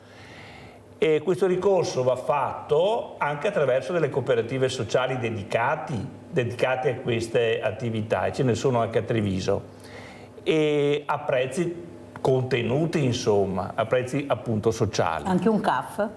Sì. E trascorsi i 6 mesi non si può più fare ricorso e quindi bisogna ricominciare di nuovo l'iter, fare una nuova domanda che viene chiamata così di aggravamento, però c'è una differenza, perché se lei fa ricorso e lo vince, l'INPS le paga l'indennità di accompagnamento, poco sopra i 500 euro al mese, dal momento in cui lei ha fatto la domanda. Mentre invece se lei lascia trascorrere i 6 mesi e rifà di nuovo la domanda di aggravamento, come l'ha chiamata lei, tutto ricomincia da capo, viene riazzerato e quindi il procedimento ricomincia da zero. Quindi se è palese che l'assistito, il paziente, sia disabile, suggerisco di fare il ricorso. No, ma scusi, dottor Gallucci, no, perché veramente uno a casa dice: ma se sulla carta è scritto che io devo assisterlo, che ha bisogno di assistenza 24 ore su 24, ma perché mi fai fare una burocrazia per avere quello che è un mio diritto, che è scritto sulla carta e che lei giustamente dice, se è scritto così bisogna fare ricorso? Ma perché devo fare un ricorso, mettermi ancora in gioco naturalmente persone sole che devono essere accompagnate, devono spendere soldi per fare il ricorso perché nessuno ti fa niente gratis? Capisce, dottora Gallucci, che c'è qualcosa, giustamente lei non c'entra niente, ma è il sistema che è malato, è il sistema che è marcio completo, dottor Gallucci. Ma come fa questa povera signora, con problemi che anche lei di salute, a mettersi in un ingranaggio, prendere appuntamento, andare ai CAF, vedere, portare tutta la documentazione che non sai mai cosa devi portare? Capisci che non ci siamo, ma non è colpa vostra, come dice Nadia, le commissioni, è il sistema che è marcio, che va rivisto. Cosa vuoi dire? Tu giovane, no, aspetti, dottore, sentiamo un giovane, poi ritorniamo e poi andiamo dal sindaco. Cosa non dici? Faccio parte delle commissioni, quindi non faccio parte delle commissioni dell'INPS. Ma capisce che non è la commissione, è il sistema che non vale, perché ti mettono sempre davanti sta maledetta burocrazia che non finisce mai, che costa. Volevo chiarire dopo chiarisce, però sentiamo il giovane. Io per fortuna o purtroppo, esatto, non ho ancora avuto occasione neanche di supportare persone in questo... Fortunatamente in questo iter. Credo che la testimonianza di Nadia e Treviso sia effettivamente palese della difficoltà di una persona di supportare se stessa in questo frangente. Come possiamo aiutare queste persone se non... Modificando il sistema mi sembra estremamente difficile adesso. Possiamo supportare a livello associazionistico, possiamo farlo creando una rete di supporto magari anche familiare, perché se la signora ha 2 figli sicuramente è una loro vita, ma si può creare una rete di supporto intorno a queste persone, no? Sentiamo il sindaco, poi torniamo dal dottor Gallucci. Sindaco, ma il supporto chi è che lo deve dare? Perché mi scusi, ma mi sembra che ci siano anche cooperative pagate per fare questo, mi sembra che ci siano associazioni che non sono volontari, che sono pagati per fare questo. Ci sono anche i servizi sociali che dovrebbero anche tenere aperto sabato e domenica e non chiudere il venerdì a luna, visto la domanda che c'è. Ma anche voi come fate? E i numeri sono numeri, i soldi sono soldi. Prego, sindaco. Il problema è la radice di tutti questi mali, oltre alla burocrazia, perché di fatto a me ogni volta che lo Stato dice introduciamo un decreto semplificazioni per ridurre la burocrazia mi viene da piangere, perché alla fine il risultato è che riusciamo sempre a complicare le cose. Uno dei problemi più grossi è proprio l'invecchiamento delle persone e l'aumento del numero delle persone che hanno bisogno di aiuto. Di fatto il sistema fa fatica a dare le risposte che i cittadini si meriterebbero. Il sistema, sindaco, sta collassando.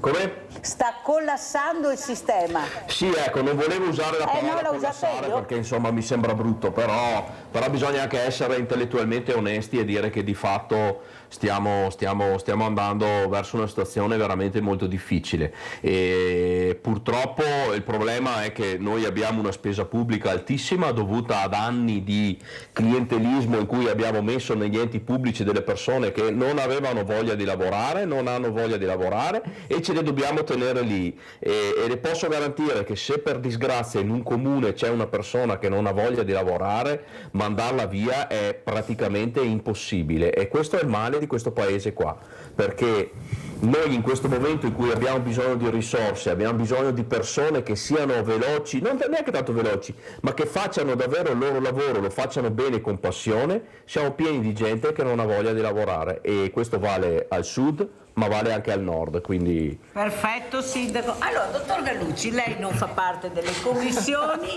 però questa gente che va via di testa poi deve fare lei gli esami e capire come mai non c'è più con la testa, perché dai, uno perde anche la forza di reagire. Prego, dottor Gallucci. Allora, volevo puntualizzare questo, che un conto è la valutazione clinica che un medico fa, nel mio caso una valutazione geriatrica di un paziente, quindi viene consegnata una relazione clinica che esprime un parere del medico che ha effettuato la visita. Questa documentazione viene richiesta dalle commissioni INPS per la valutazione dell'accertamento dell'eventuale invalidità civile. Però la commissione, diciamo, è autonoma nel giudizio, quindi può tener conto di tutto quello che raccoglie, anche delle lettere di dimissione da degenza ospedaliera, eccetera. Però è autonoma, quindi sta alla sensibilità dei colleghi commissari quello di, diciamo, tener conto dei verbali, delle relazioni cliniche che vengono portate dal cittadino a suffragio della richiesta di indennità di accompagnamento. Quindi dipende molto dalla cultura e dalla sensibilità di queste commissioni poi nel erogare, là dove lo ritiene opportuno, l'indennità di accompagnamento. Chiarissimo, dottor Gallucci, il problema è che non funziona così, perché se Nadia ha chiamato, e giustamente io conosco la situazione di Nadia, tanto è vero che ho cercato di aiutarle fatalità con chi? Con i sindaci e coi servizi sociali, se no non ne andavi fuori, perché parte tutto da là, poi alla fine ecco tutto l'incartamento che si deve produrre. Proprio non ce la facciamo più, non è possibile continuare con questa assolutamente mancanza di informazioni, perché non c'è uno sportello, non c'è un qualcosa dove tu puoi rivolgerti, dove viene indicata la strada da fare per arrivare a questo. Io ho dovuto chiamare l'assessore sociale per questo, ho detto spiega questa situazione perché io non ne vengo fuori, e in effetti era molto complicata e qualcuno passava il cerino, oppure quella signora che io cito sempre, che dopo 2 suicidi, tentati suicidi, fortunatamente è andata bene, ha detto nella carta ho 9 persone che mi seguono, 9 ne ho nella carta, in realtà non ho nessuno, sono mesi e mesi che non ricevo neppure una telefonata, non ho da mangiare, non ho a vestire, non ho €1 per prendere la corriera a farmi l'esame, non ho niente, capisce dottor Gallucci che non ci stiamo. Sandra da Padova, vai Sandra. Ciao Mirella e buongiorno agli ospiti. Allora, l'argomento è interessante perché io l'ho provato sulla mia pelle per mia mamma. Allora, mia mamma purtroppo non c'è più, è morta molto anziana, era in casa di riposo dopo. Allora, io ho dovuto andare, ho avuto una visita dal primario dell'ospedale di Padova, pediatra. Ha avuto la visita dal medico dell'INPS. Hanno dato parere favorevole che mia mamma era allettata, dunque più di così. Cos'è successo? Sono andata all'INPS, sono stato 3 ore, mi ricordo sempre, perché l'incaricata veniva da Ferrara 2 volte alla settimana a fare questo servizio. Finalmente sono riuscita a parlare con questa dottoressa e mi ha mandato al capo, alla CGL, perché con un nome di un signore, ho presentato tutto l'incartamento e mi ha detto lei deve fare causa.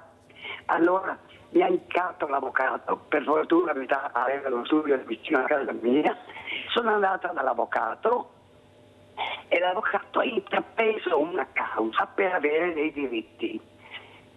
Sono passati 3 mesi, finalmente, devo dire, ha avuto l'accompagnatoria, ha avuto tutto quello che serviva per dare una mano a mia mamma nella casa, oltre alla pensione che aveva, perché quando uno è lettato la retta è maggiore rispetto a uno che è abile. Dunque, parliamo di anni fa. Io ho dovuto andare su e giù, avanti e indietro, per veramente ore.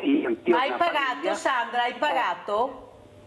No, non ho pagato niente, devo dire la verità, non ho pagato niente. Meno male. Però Mirella, ho fatto una trafila per 4 mesi, perdevo 2 ore da una parte, altre 2 ore, perché prima ho dovuto andare all'Ulster, cioè voglio dire tutta una Allora io mi chiedo, perché uno, allora, secondo il mio punto di vista, sai cosa c'è? Che allora con questa burocrazia, come vediamo, lavorano tutti, lavora l'INPS, lavora il CAF, lavora l'avvocato che ha detto al CAF, che è un professionista, lavorano tutti, però tutti i lavori che potrebbero essere utili in altri ambiti, purtroppo è così.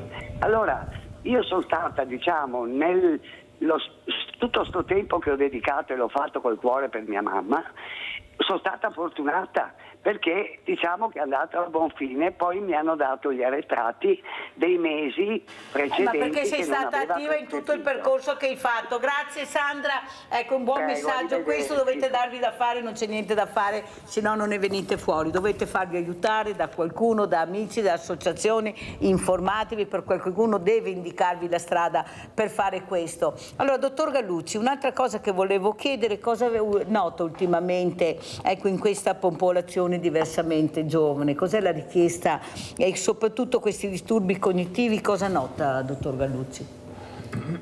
Il decadimento cognitivo aumenta con l'avanzare dell'età e sopra i 90 anni purtroppo una persona su 2 ha dei problemi cognitivi. Quindi l'importante è comunque la prevenzione per ridurre questa, diciamo, percentuale. E la prevenzione si attua sempre con gli stili di vita sani.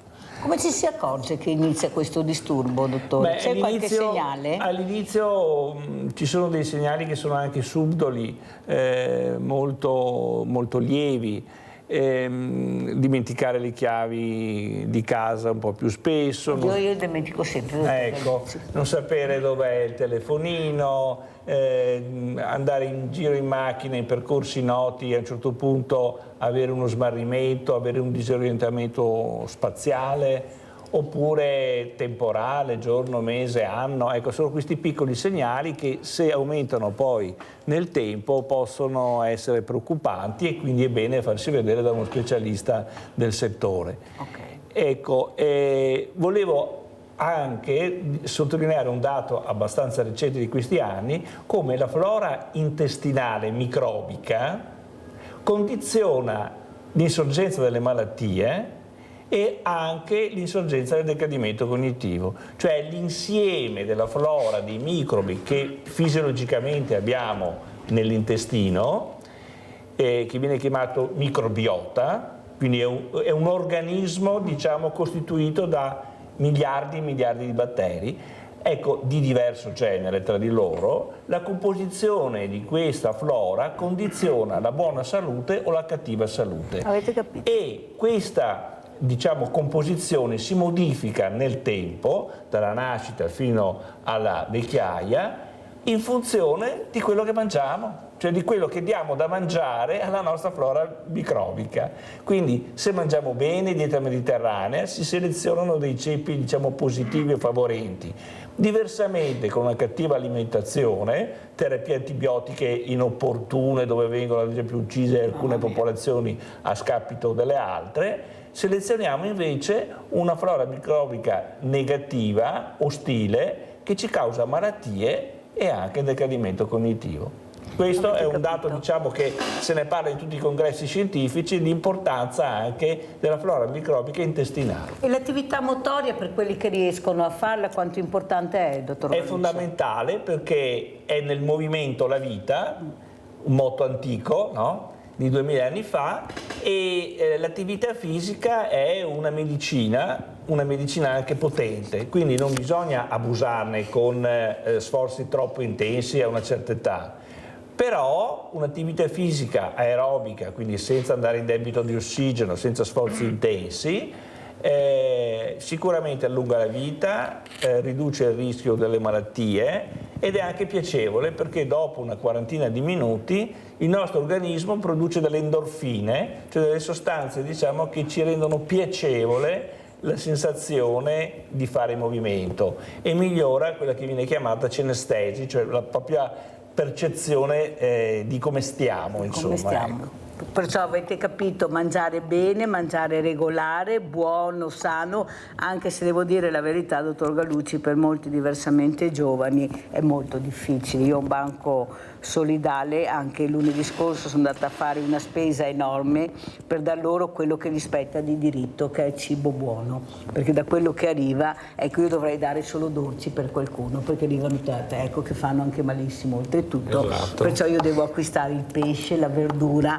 perché anche là c'è un punto di domanda, se voi dovreste vedere che verdura delle volte arriva, perciò capite bene che c'è molto da fare e soprattutto quando mi dicono prendete l'olio extravergine di oliva, sì, vai a prenderlo tu con le pensioni che hanno, dove una bottiglia di olio da 3/4 o da mezzo litro costa 12-15 euro, capisce dottor Galucci che io faccio fatica, soprattutto il latte, loro amano il latte, ecco, il latte io lo vedo veramente, è la prima cosa che ti chiedono, non chiedono grandi cose, sa dottor Galucci, chiedono il latte, chiedono il caffè, chiedono la pasta, più che il riso, loro la pasta, poi un'altra cosa che chiedono è il pesce, ecco il pesce, il pollo, cioè non è che siano anche delle richieste inaccessibili, sì, certo. Perché sono abituati a mangiare così, ecco le patate, ecco, però il latte è un elemento, guai se manca loro il latte, perciò io dico grazie di esserci a queste persone, dico grazie ai banchi alimentari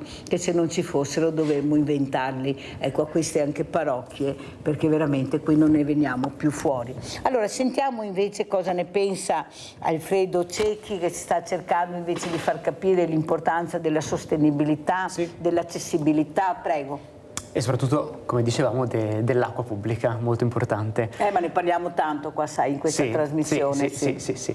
Ribadisco l'importanza di bere l'acqua pubblica, soprattutto in un comune come Treviso, dove l'acqua è veramente controllata e buona.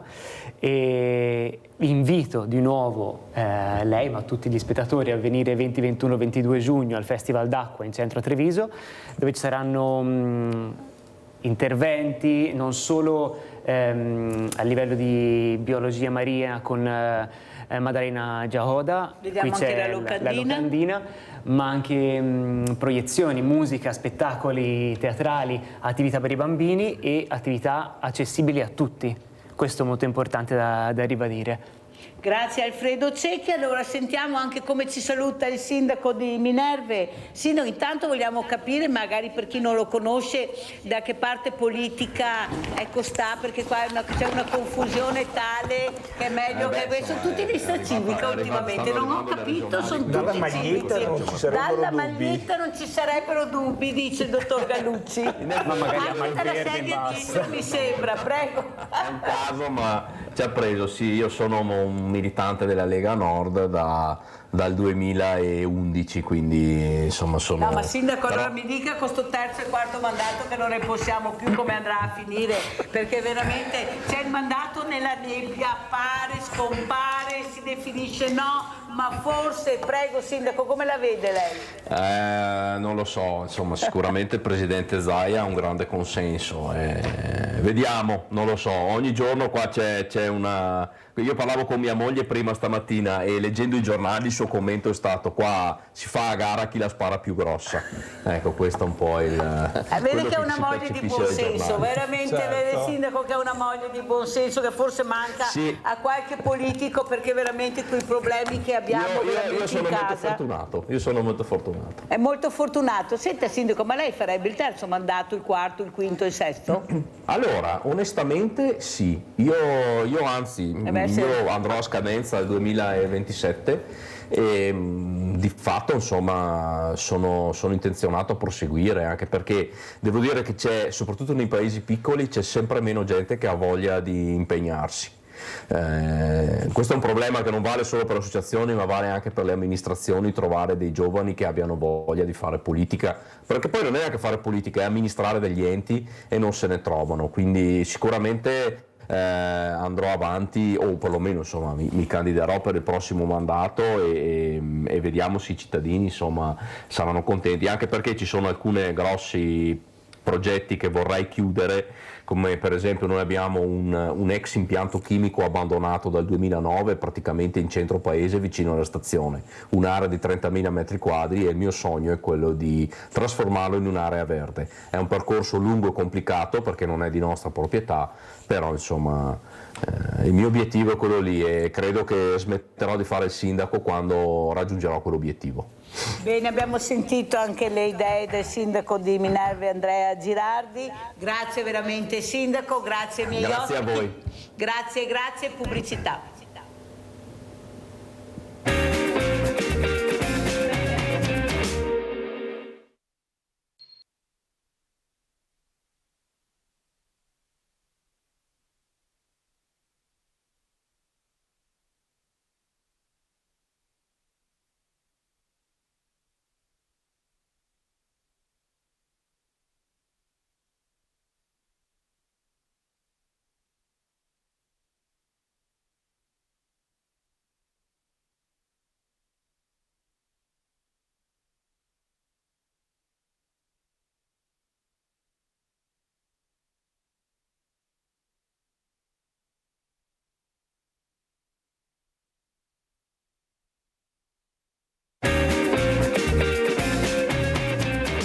Di presentare gli ospiti, so che c'è Livio da Padova. Vai Livio. Ciao Mirella, saluto Ciao. a tutti, saluti tutti. Mi ricollego alla telefonata che è stata fatta prima dalla signora anziana e il marito, che dicono che sono sempre soli, che non hanno nessuno a cui parlare, eccetera. Però lo so che non è una cosa facile, ma hanno provato a chiamare, non so, a chiedere al proprio medico o ai servizi sociali se c'è qualcuno che gli può aiutare, perché se non hanno provato le associazioni di volontariato non possono andare a casa di tutti gli anziani e sentire i loro bisogni, hanno bisogno bisogna contattarli, bisogna sapere, insomma, ecco, grazie. Grazie Livio. Vedi Livio, adesso sentiremo queste ospiti perché parleremo anche di questo. Saluto Mirella Bagliana, sindaco di Vittorio Veneto, che sicuramente sa di cosa stiamo parlando, è la telefonata del sindaco. Buongiorno e grazie sindaco. Saluto anche Evelyn Zanco, presidente associazione Il Sorriso di Conegliano, disabilità nella società. Allora, questa telefonata, sindaca Bagliana, dimostra anche nel nostro territorio la solitudine che c'è purtroppo nei diversamente giovani, come li chiamo io.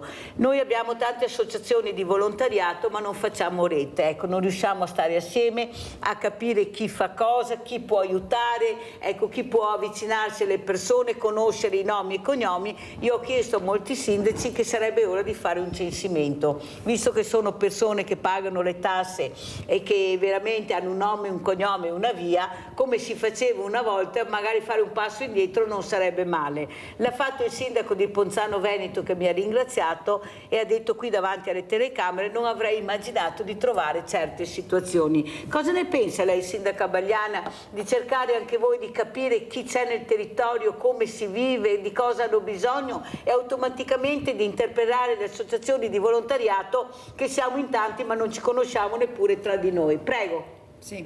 Innanzitutto buongiorno, grazie Mirella per questo invito e che partecipo sempre molto volentieri alla sua trasmissione.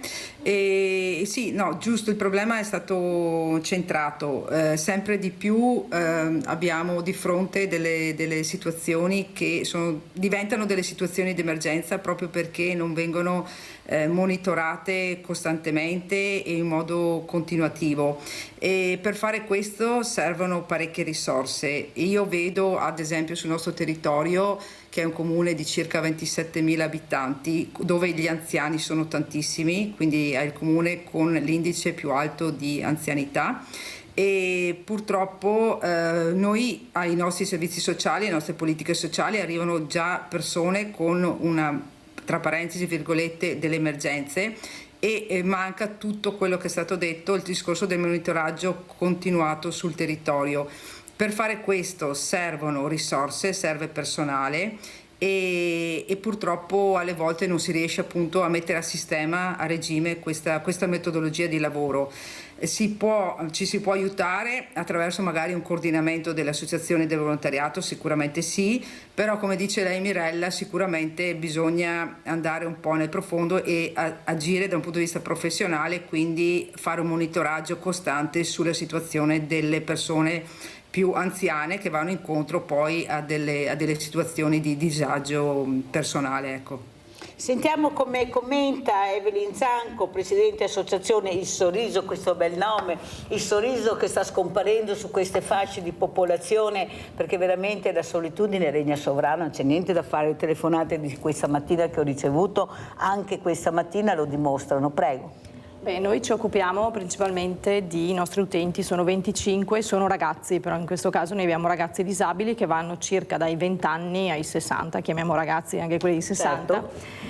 E infatti la nostra associazione col tempo poi è saputo adattarsi a quello che era l'esigenza del tempo. Infatti in questo momento quando ci arriva la richiesta per un nuovo ingresso è proprio perché il ragazzo, finita l'età scolastica, si ritrova in un mondo che è da solo, in una società che fa fatica ad integrarlo, dove non può uscire il sabato sera perché magari non ha nessuno con cui uscire, e quindi arriviamo un po' noi che riusciamo a fare gruppo, perché comunque loro, malgrado le età diverse, sanno fare gruppo, si sanno divertire e hanno tanta voglia di divertirsi.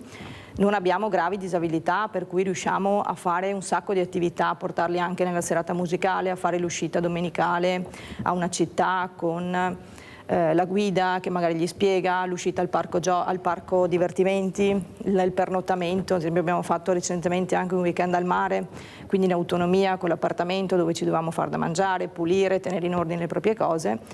E questo però è un'esigenza che abbiamo anche la coda, cioè noi siamo felici di avere persone che vogliono entrare, e dall'altro lato ci dispiace non riuscire ad aiutare tutti perché l'esigenza è molta. E anche qui abbiamo i ragazzi che comunque sono in famiglie che stanno invecchiando, perché comunque un ragazzo di 35-40 anni vive in una famiglia con i genitori magari di 80, e anche questo sta diventando un problema.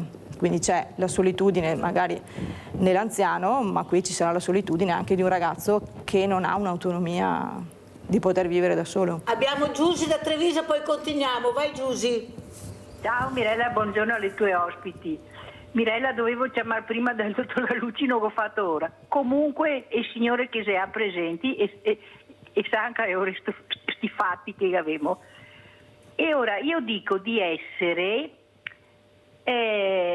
cioè siamo noi che bisogna essere sempre attive. Poi quando comincia qualche disturbo, che siamo noi donne casalinghe che dobbiamo ricordarci tutto di casa, di tutto e di più, siamo noi casalinghe donne.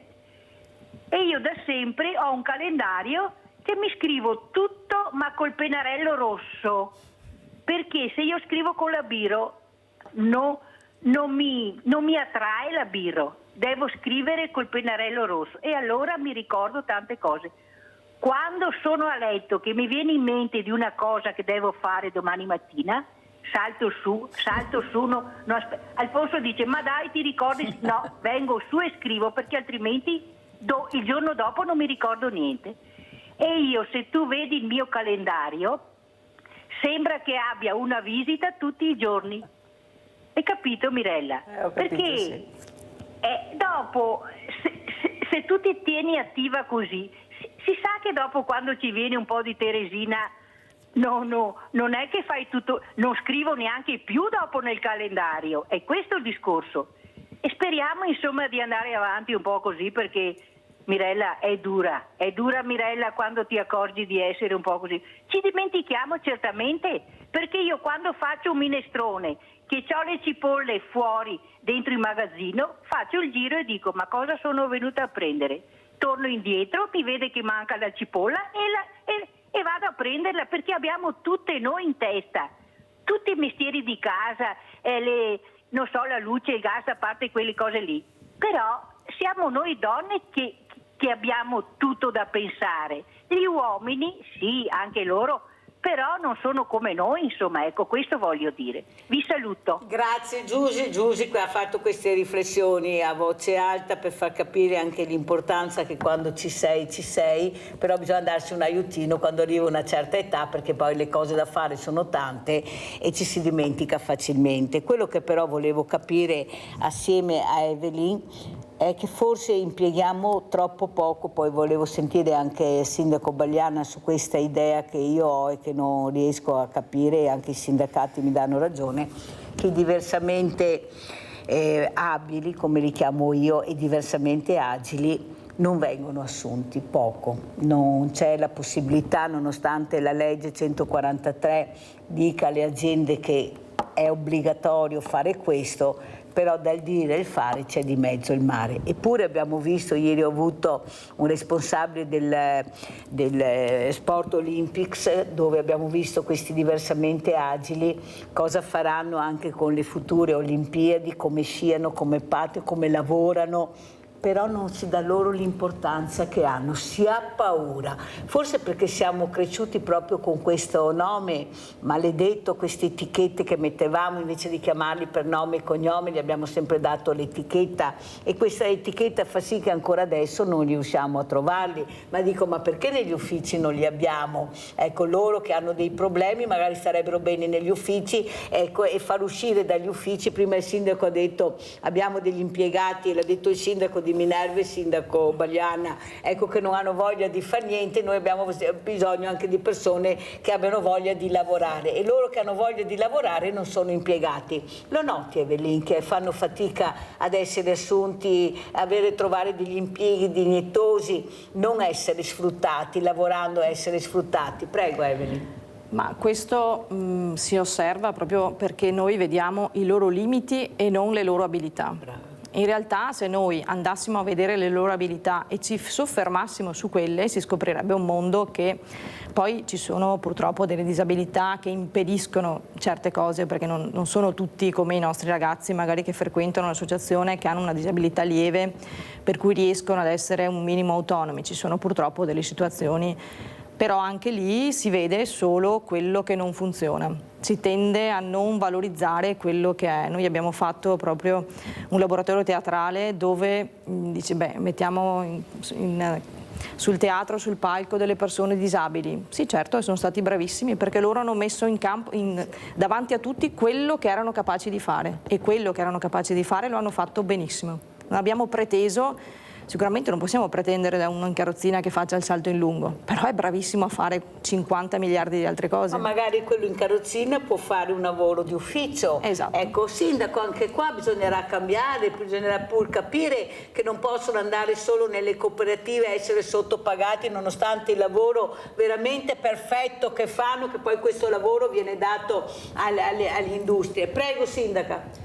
No, qui io sono d'accordissimo, e anche all'interno dei nostri comuni, voglio dire, c'è questo obbligo, insomma, di assumere una percentuale di persone con fragilità e con disabilità, e questo viene rispettato per legge. È vero anche che quando si presenta l'occasione di fare dei progetti di inserimento del lavoro, di portare appunto all'interno delle amministrazioni, all'interno degli uffici delle persone, o anche per la manutenzione del verde, insomma, delle persone con disabilità o con qualche fragilità, ecco che in nome dell'efficienza della macchina burocratica si fa fatica ad trovare delle persone, dei funzionari delle volte che possano inserire queste persone. Noi adesso proprio stiamo partecipando a un progetto appunto dell'ULSS dove sono previste appunto l'inserimento di 2 persone in un percorso di accompagnamento e abbiamo portato al nostro comune da 2 a 3 persone,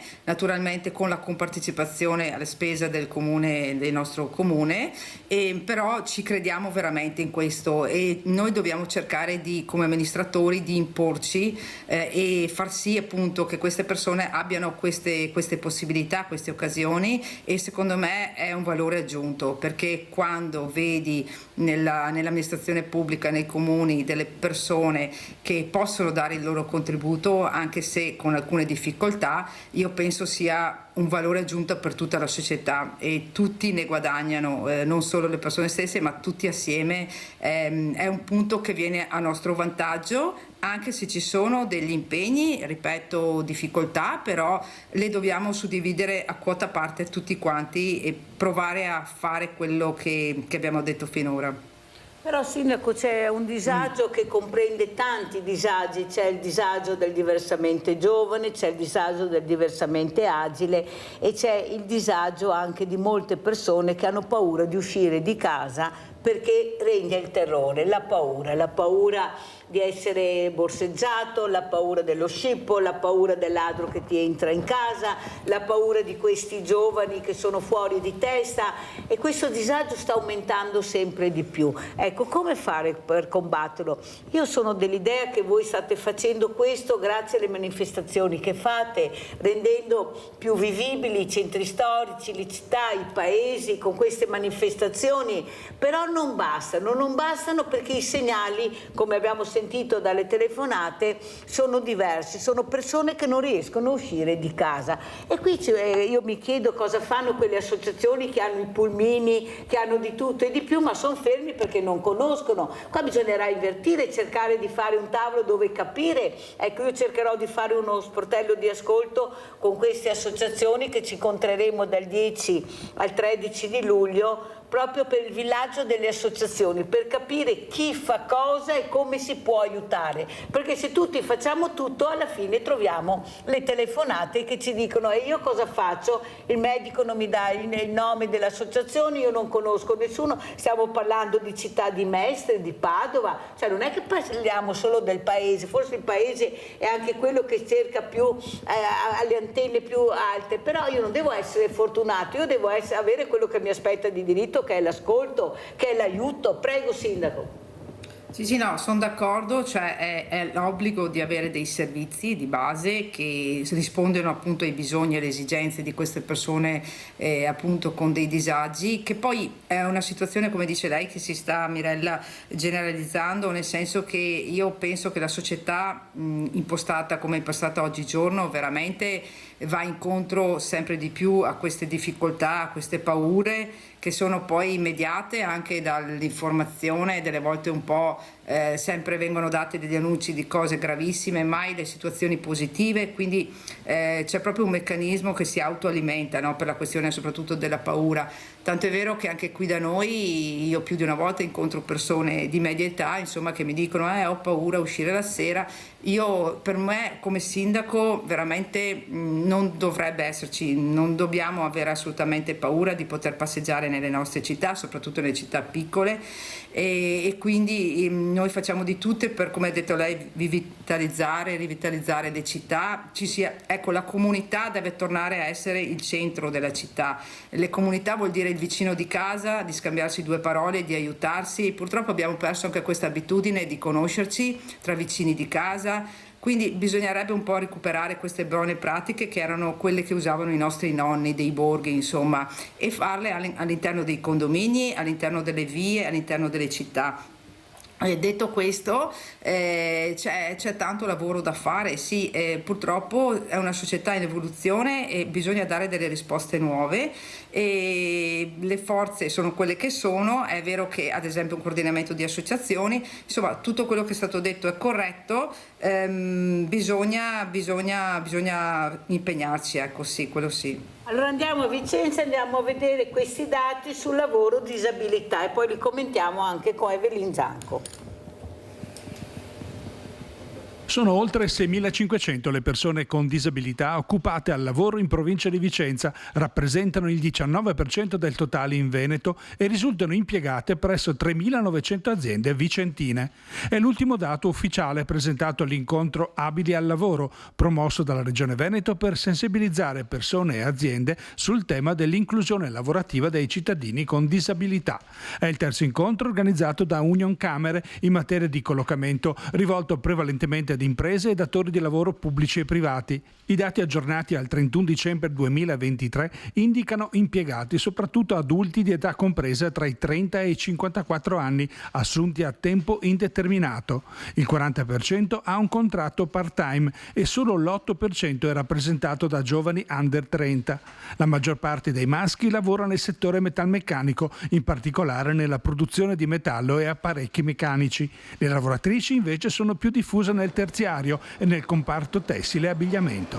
Nell'ultimo anno i centri per l'impiego del territorio hanno rilasciato 1.169 nulla osta all'assunzione di persone con disabilità, mentre altre 1.036 assunzioni sono già programmate in virtù di apposite convenzioni di programma. Lo sapete cosa riescono a mettere in tasca queste persone che lavorano? Erano da 280, adesso è cresciuto qualcosina. No, 2,40, sì.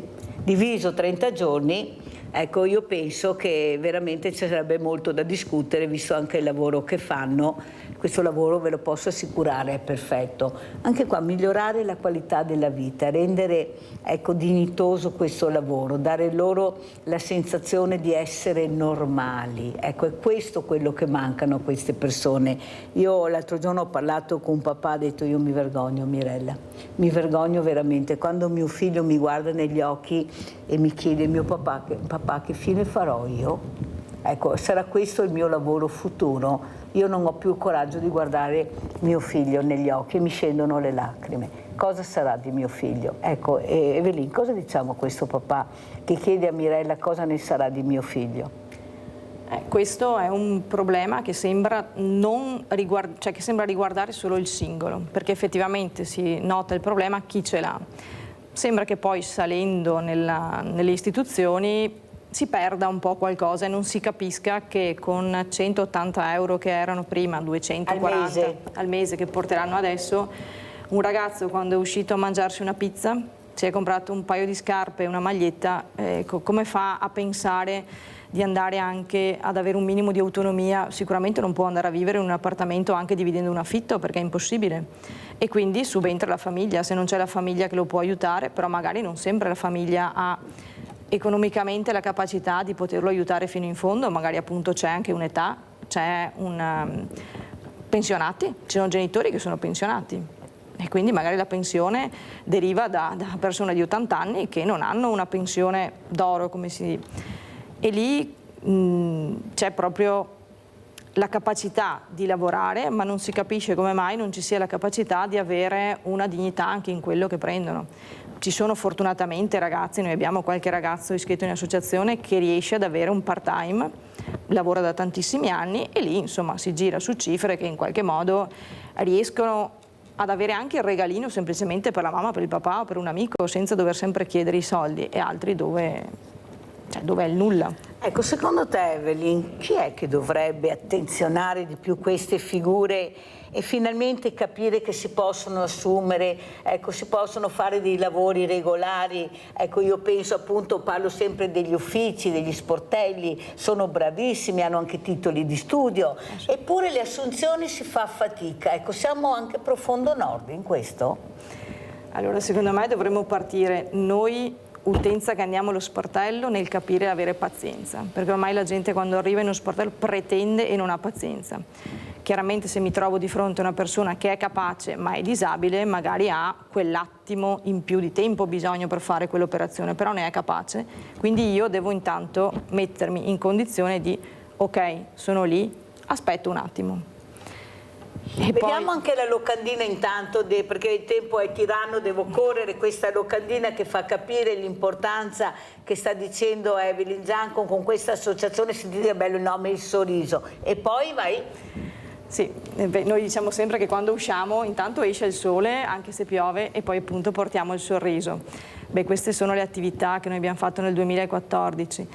Guardate appunto, quante attività fanno, guardate, prego. E poi queste sono solo il primo semestre, poi abbiamo anche il secondo semestre. 25 attività in un anno sembrano poche, in realtà sono tante, perché alcune sono di più giorni, alcune sono di giornate intere, alcune sono di serate, quindi vuol dire muovere volontari, muovere mezzi, organizzare ed uscire in gruppi di 20. Ma come fate a supportarvi, Evelyn? Ecco, allora, chi è che vi dà una mano? Perché bisogna pur parlare anche di questo, perché sennò... Sì, perché l'assicurazione, esatto. I costi fissi costano. Brava. E niente, noi abbiamo il 5 per 1000, quindi abbiamo un'entrata che diciamo arriva da quello, abbiamo delle erogazioni liberali, fortunatamente le persone che riconoscono quello che noi facciamo proprio perché i ragazzi portano fuori il bene che stanno con noi.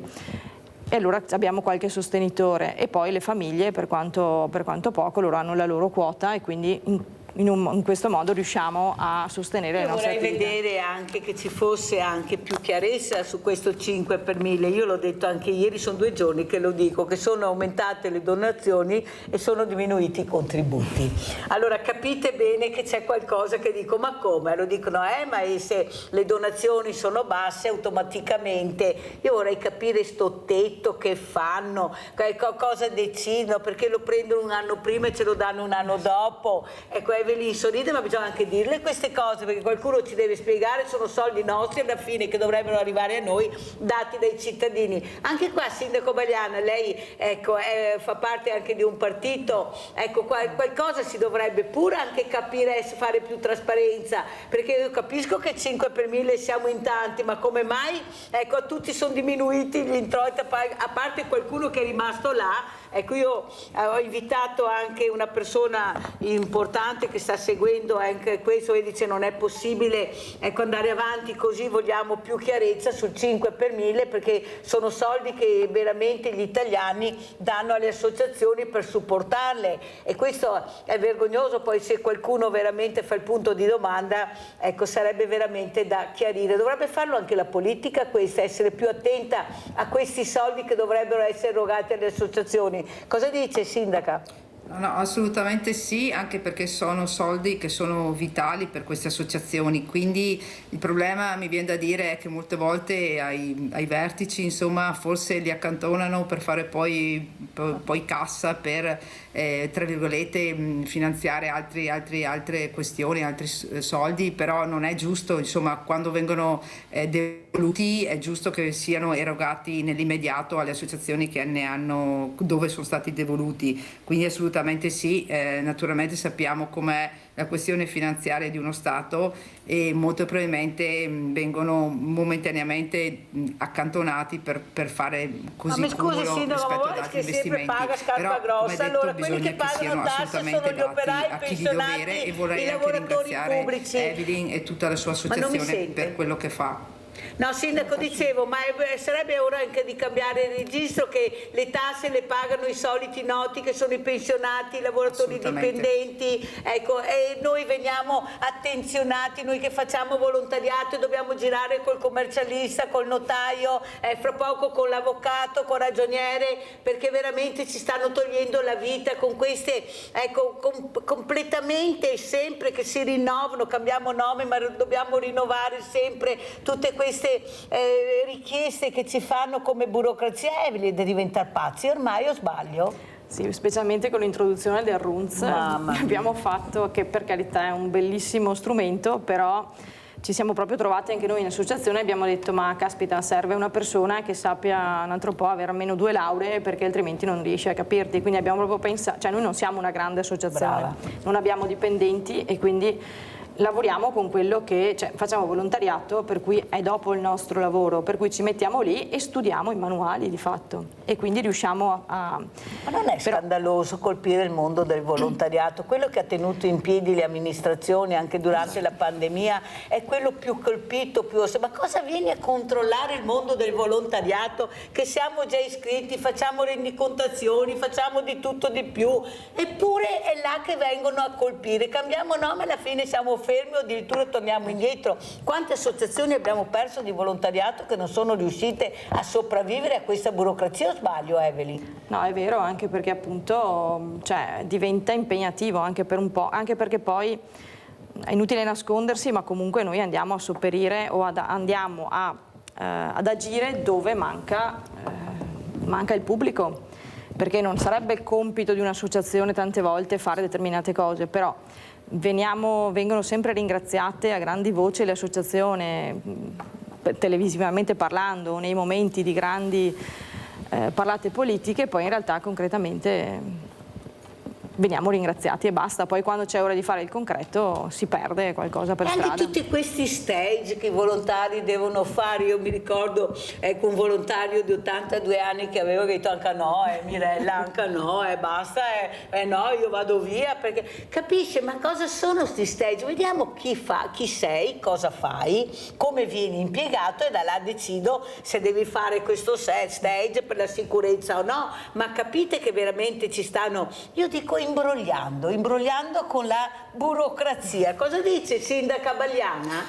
Allora dico che purtroppo il percorso è stato iniziato e voglio dire, forse era da prevenire questo imponente percorso che poi chiedono appunto alle associazioni e dopo di trasformazione del terzo settore e quant'altro. Sì, è una cosa che è stata ormai iniziata, sarà sicuramente da verificare se è possibile ridurre appunto questo peso che hanno le associazioni, come è stato detto, che vanno a sopperire alle carenze del servizio pubblico. Ricordiamo che poi l'Italia appunto ha fondato il suo aiuto sul volontariato, però come è stato detto dovrebbe essere lo Stato o il servizio pubblico a dare appunto tutto l'aiuto ai servizi che stanno adesso dando le associazioni, e purtroppo mi viene da dire che alle volte i funzionari e i burocrati che stanno anche a Roma, mi viene da dire, non toccano con mano delle volte le realtà, o forse anche la classe politica parlamentare fa fatica a declinare quelli che sono i bisogni delle associazioni di volontariato, quindi forse non c'è una corrispondenza tra quello che è il sentore territoriale politico rispetto poi alle decisioni che vengono prese ai vertici. Purtroppo è sempre mancata un po' questa unione di collegamento tra quello che è l'esigenza dei cittadini e quella che è poi la risposta di uno Stato. È vero anche che c'è un mondo del volontariato molto molto grande, e naturalmente forse si è cercato anche di dare delle regole, di coordinare il tutto, però incidendo in modo molto pesante appunto su tutti coloro che prestano il proprio servizio, anche, ricordiamoci, in modo senza ricevere un compenso, no? Quindi proprio in modo per non parlare degli ATS, che ancora i sindaci si mettono, almeno quelli che ospiti, le mani nei capelli, perché non sanno neppure loro a cosa andranno incontro, cosa succederà. Capisci che c'è qualcuno veramente che sta mettendo dei paletti pazzeschi. Leone da Tre Basileghe, vai Leone. Ciao Mirella, grazie, saluto i tuoi ospiti. Allora, questa mattina hai questa associazione del sorriso, vediamo se riesco a farti sorridere un po'. Allora, a me una domenica mattina sono andato a messa, Piombino Dese, e poi quando dovevo venire a casa la macchina partiva. Allora non avevo nessuno a casa che poteva venirmi a aiutare, ho chiamato il soccorso stradale e mi è arrivato questo soccorso stradale, ho detto sono a Piombino Dese, davanti alla chiesa di Piombino Dese, e poi arriva questo soccorso stradale sparato, mi passa davanti, chiamo, ricorro dietro, fermati, sono qua. Si è accorto, si è fermato e mi fa: ma voi vecchi cosa fate la domenica mattina in giro? Ho detto sono andato a messa. Ha detto ma la messa io fa anche al sabato sera e io fa anche la domenica mattina televisione, c'è anche la benedizione fatta. E ora mi dico, oh sì, ma se vado per televisione, non mangio miese la domenica mattina. E allora, niente, questo qua era incazzato nero, che si vede che non voleva essere disturbato quella domenica mattina. Poi partiamo, arrivo a casa, adesso ho detto, quando arriviamo a casa, spero che perché hai sporto da girarte, che non mi tocca anche bestemmare per smontare la mano. Quindi non sta a preoccuparti che non sono signor, ma sono contadini e faccio. E così, arrivato a casa, contento che che aveva lo spazio per smontare la macchina, e il 448 via sparato e arrabbiato perché l'avevo turbato e perché noi anziani dobbiamo guardare la televisione. Hai capito com'è la mentalità, Mirella? Ciao Mirella, grazie. Ciao Leone, grazie per questa telefonata che hai fatto, che fa capire che ci sono persone, come diceva il sindaco, c'è chi ha voglia di lavorare e chi ha la fortuna di avere un lavoro e che non ha neanche voglia di lavorare. Purtroppo succede così in tutte le situazioni. Allora, un'altra cosa che volevo chiedere a Zanco, soprattutto Evelyn, cosa farete in futuro? Ecco, questa carenza di giovani, come cercherete, ecco, di intrigarli un po' di più per capire che c'è tanto bisogno veramente di essere uniti e di dare risposte alle persone. Tu hai detto c'è la fila, non ce la facciamo. Ecco, a chi vorresti veramente che vi aiutasse anche a risolvere questo problema? Perché più aiuto e più ho bisogno di persone, se no non ce la faccio. Beh, certo. Ma allora il nostro obiettivo, tra virgolette, è quello di far star bene i ragazzi che abbiamo. Loro, comunque star con loro e renderli felici è quello che a noi, è proprio la nostra mission di volontari, anche del Sorriso. Che poi giovanissimi non sarebbe bene, anche giovanissimi, anche qualche coppia, cioè ad esempio la nostra attività può essere, il nostro volontariato può essere fatto anche da marito e moglie che magari decidono di impiegare una domenica e passarla con questi ragazzi, cioè non è necessario che uno sia libero sempre e venga sempre, può anche essere proprio io investo il mio tempo, decido di farlo in quel frangente, in quella domenica, in quella serata, e intanto mi avvicino e vengo a conoscere cos'è la realtà del Sorriso, perché poi effettivamente quando uno la conosce capisce che non è impossibile, che io ho una famiglia, i nostri volontari hanno una famiglia, cioè tutti i volontari hanno una famiglia, hanno un lavoro, per cui riusciamo... Hanno anche patologie, certi, vengono lo stesso a fare i volontari. No, i nostri no, però insomma poi noi diciamo che le patologie ci vengono lo stesso, altrimenti non lo faremmo, ma comunque non è... E i giovani abbiamo avuto l'avvicinamento di qualche giovane, poi a un certo punto ma la domenica ci dobbiamo divertire, ma c'è il moroso, e quindi un po' spariscono, però effettivamente a volte bisogna proprio cominciare e conoscere e capire che non c'è da aver paura. Allora, si parlava prima, sindaca Bagliana, non è il caso forse che l'educazione civica comprenda le ore di volontariato? Perché sarebbe molto importante farli avvicinare, toccare con mano. Pensi che ho avuto la scorsa settimana l'associazione Leucemie, che si occupa di leucemie, ha detto: ma sa Mirella che sono venuti 20 ragazzi a vedere come operiamo, cosa facciamo, e sono diventati tutti donatori? Siamo rimasti perché hanno toccato con mano la realtà. Ecco, forse la lezioncina in classe non basta più, forse dobbiamo intrigarli proprio accompagnandoli al mondo del volontariato, perché se lei dice questo vuol dire che tutti i 20 ha detto sono diventati donatori. Eravamo tutti che ci guardavamo e ci sembrava una cosa impossibile. Prego.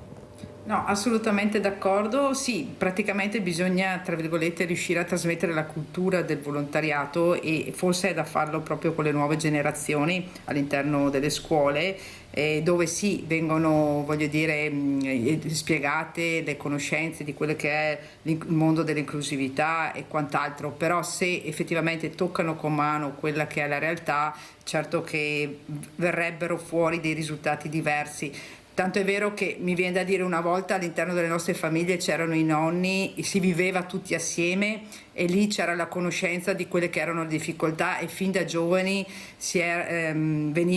crescevi con quello di aiutare le persone più anziane, le persone più bisognose, fare un po' di sacrificio, tante volte rinunciare a andare fuori la domenica perché bisogna stare con i nonni. Insomma, questa un po' di autoeducazione al sacrificio sarebbe molto importante, e assolutamente dobbiamo proprio farlo dove ci sono i giovani all'interno delle nostre scuole, e come avete detto magari farli partecipare a dei progetti dove un po' di aiuto si deve dare, insomma.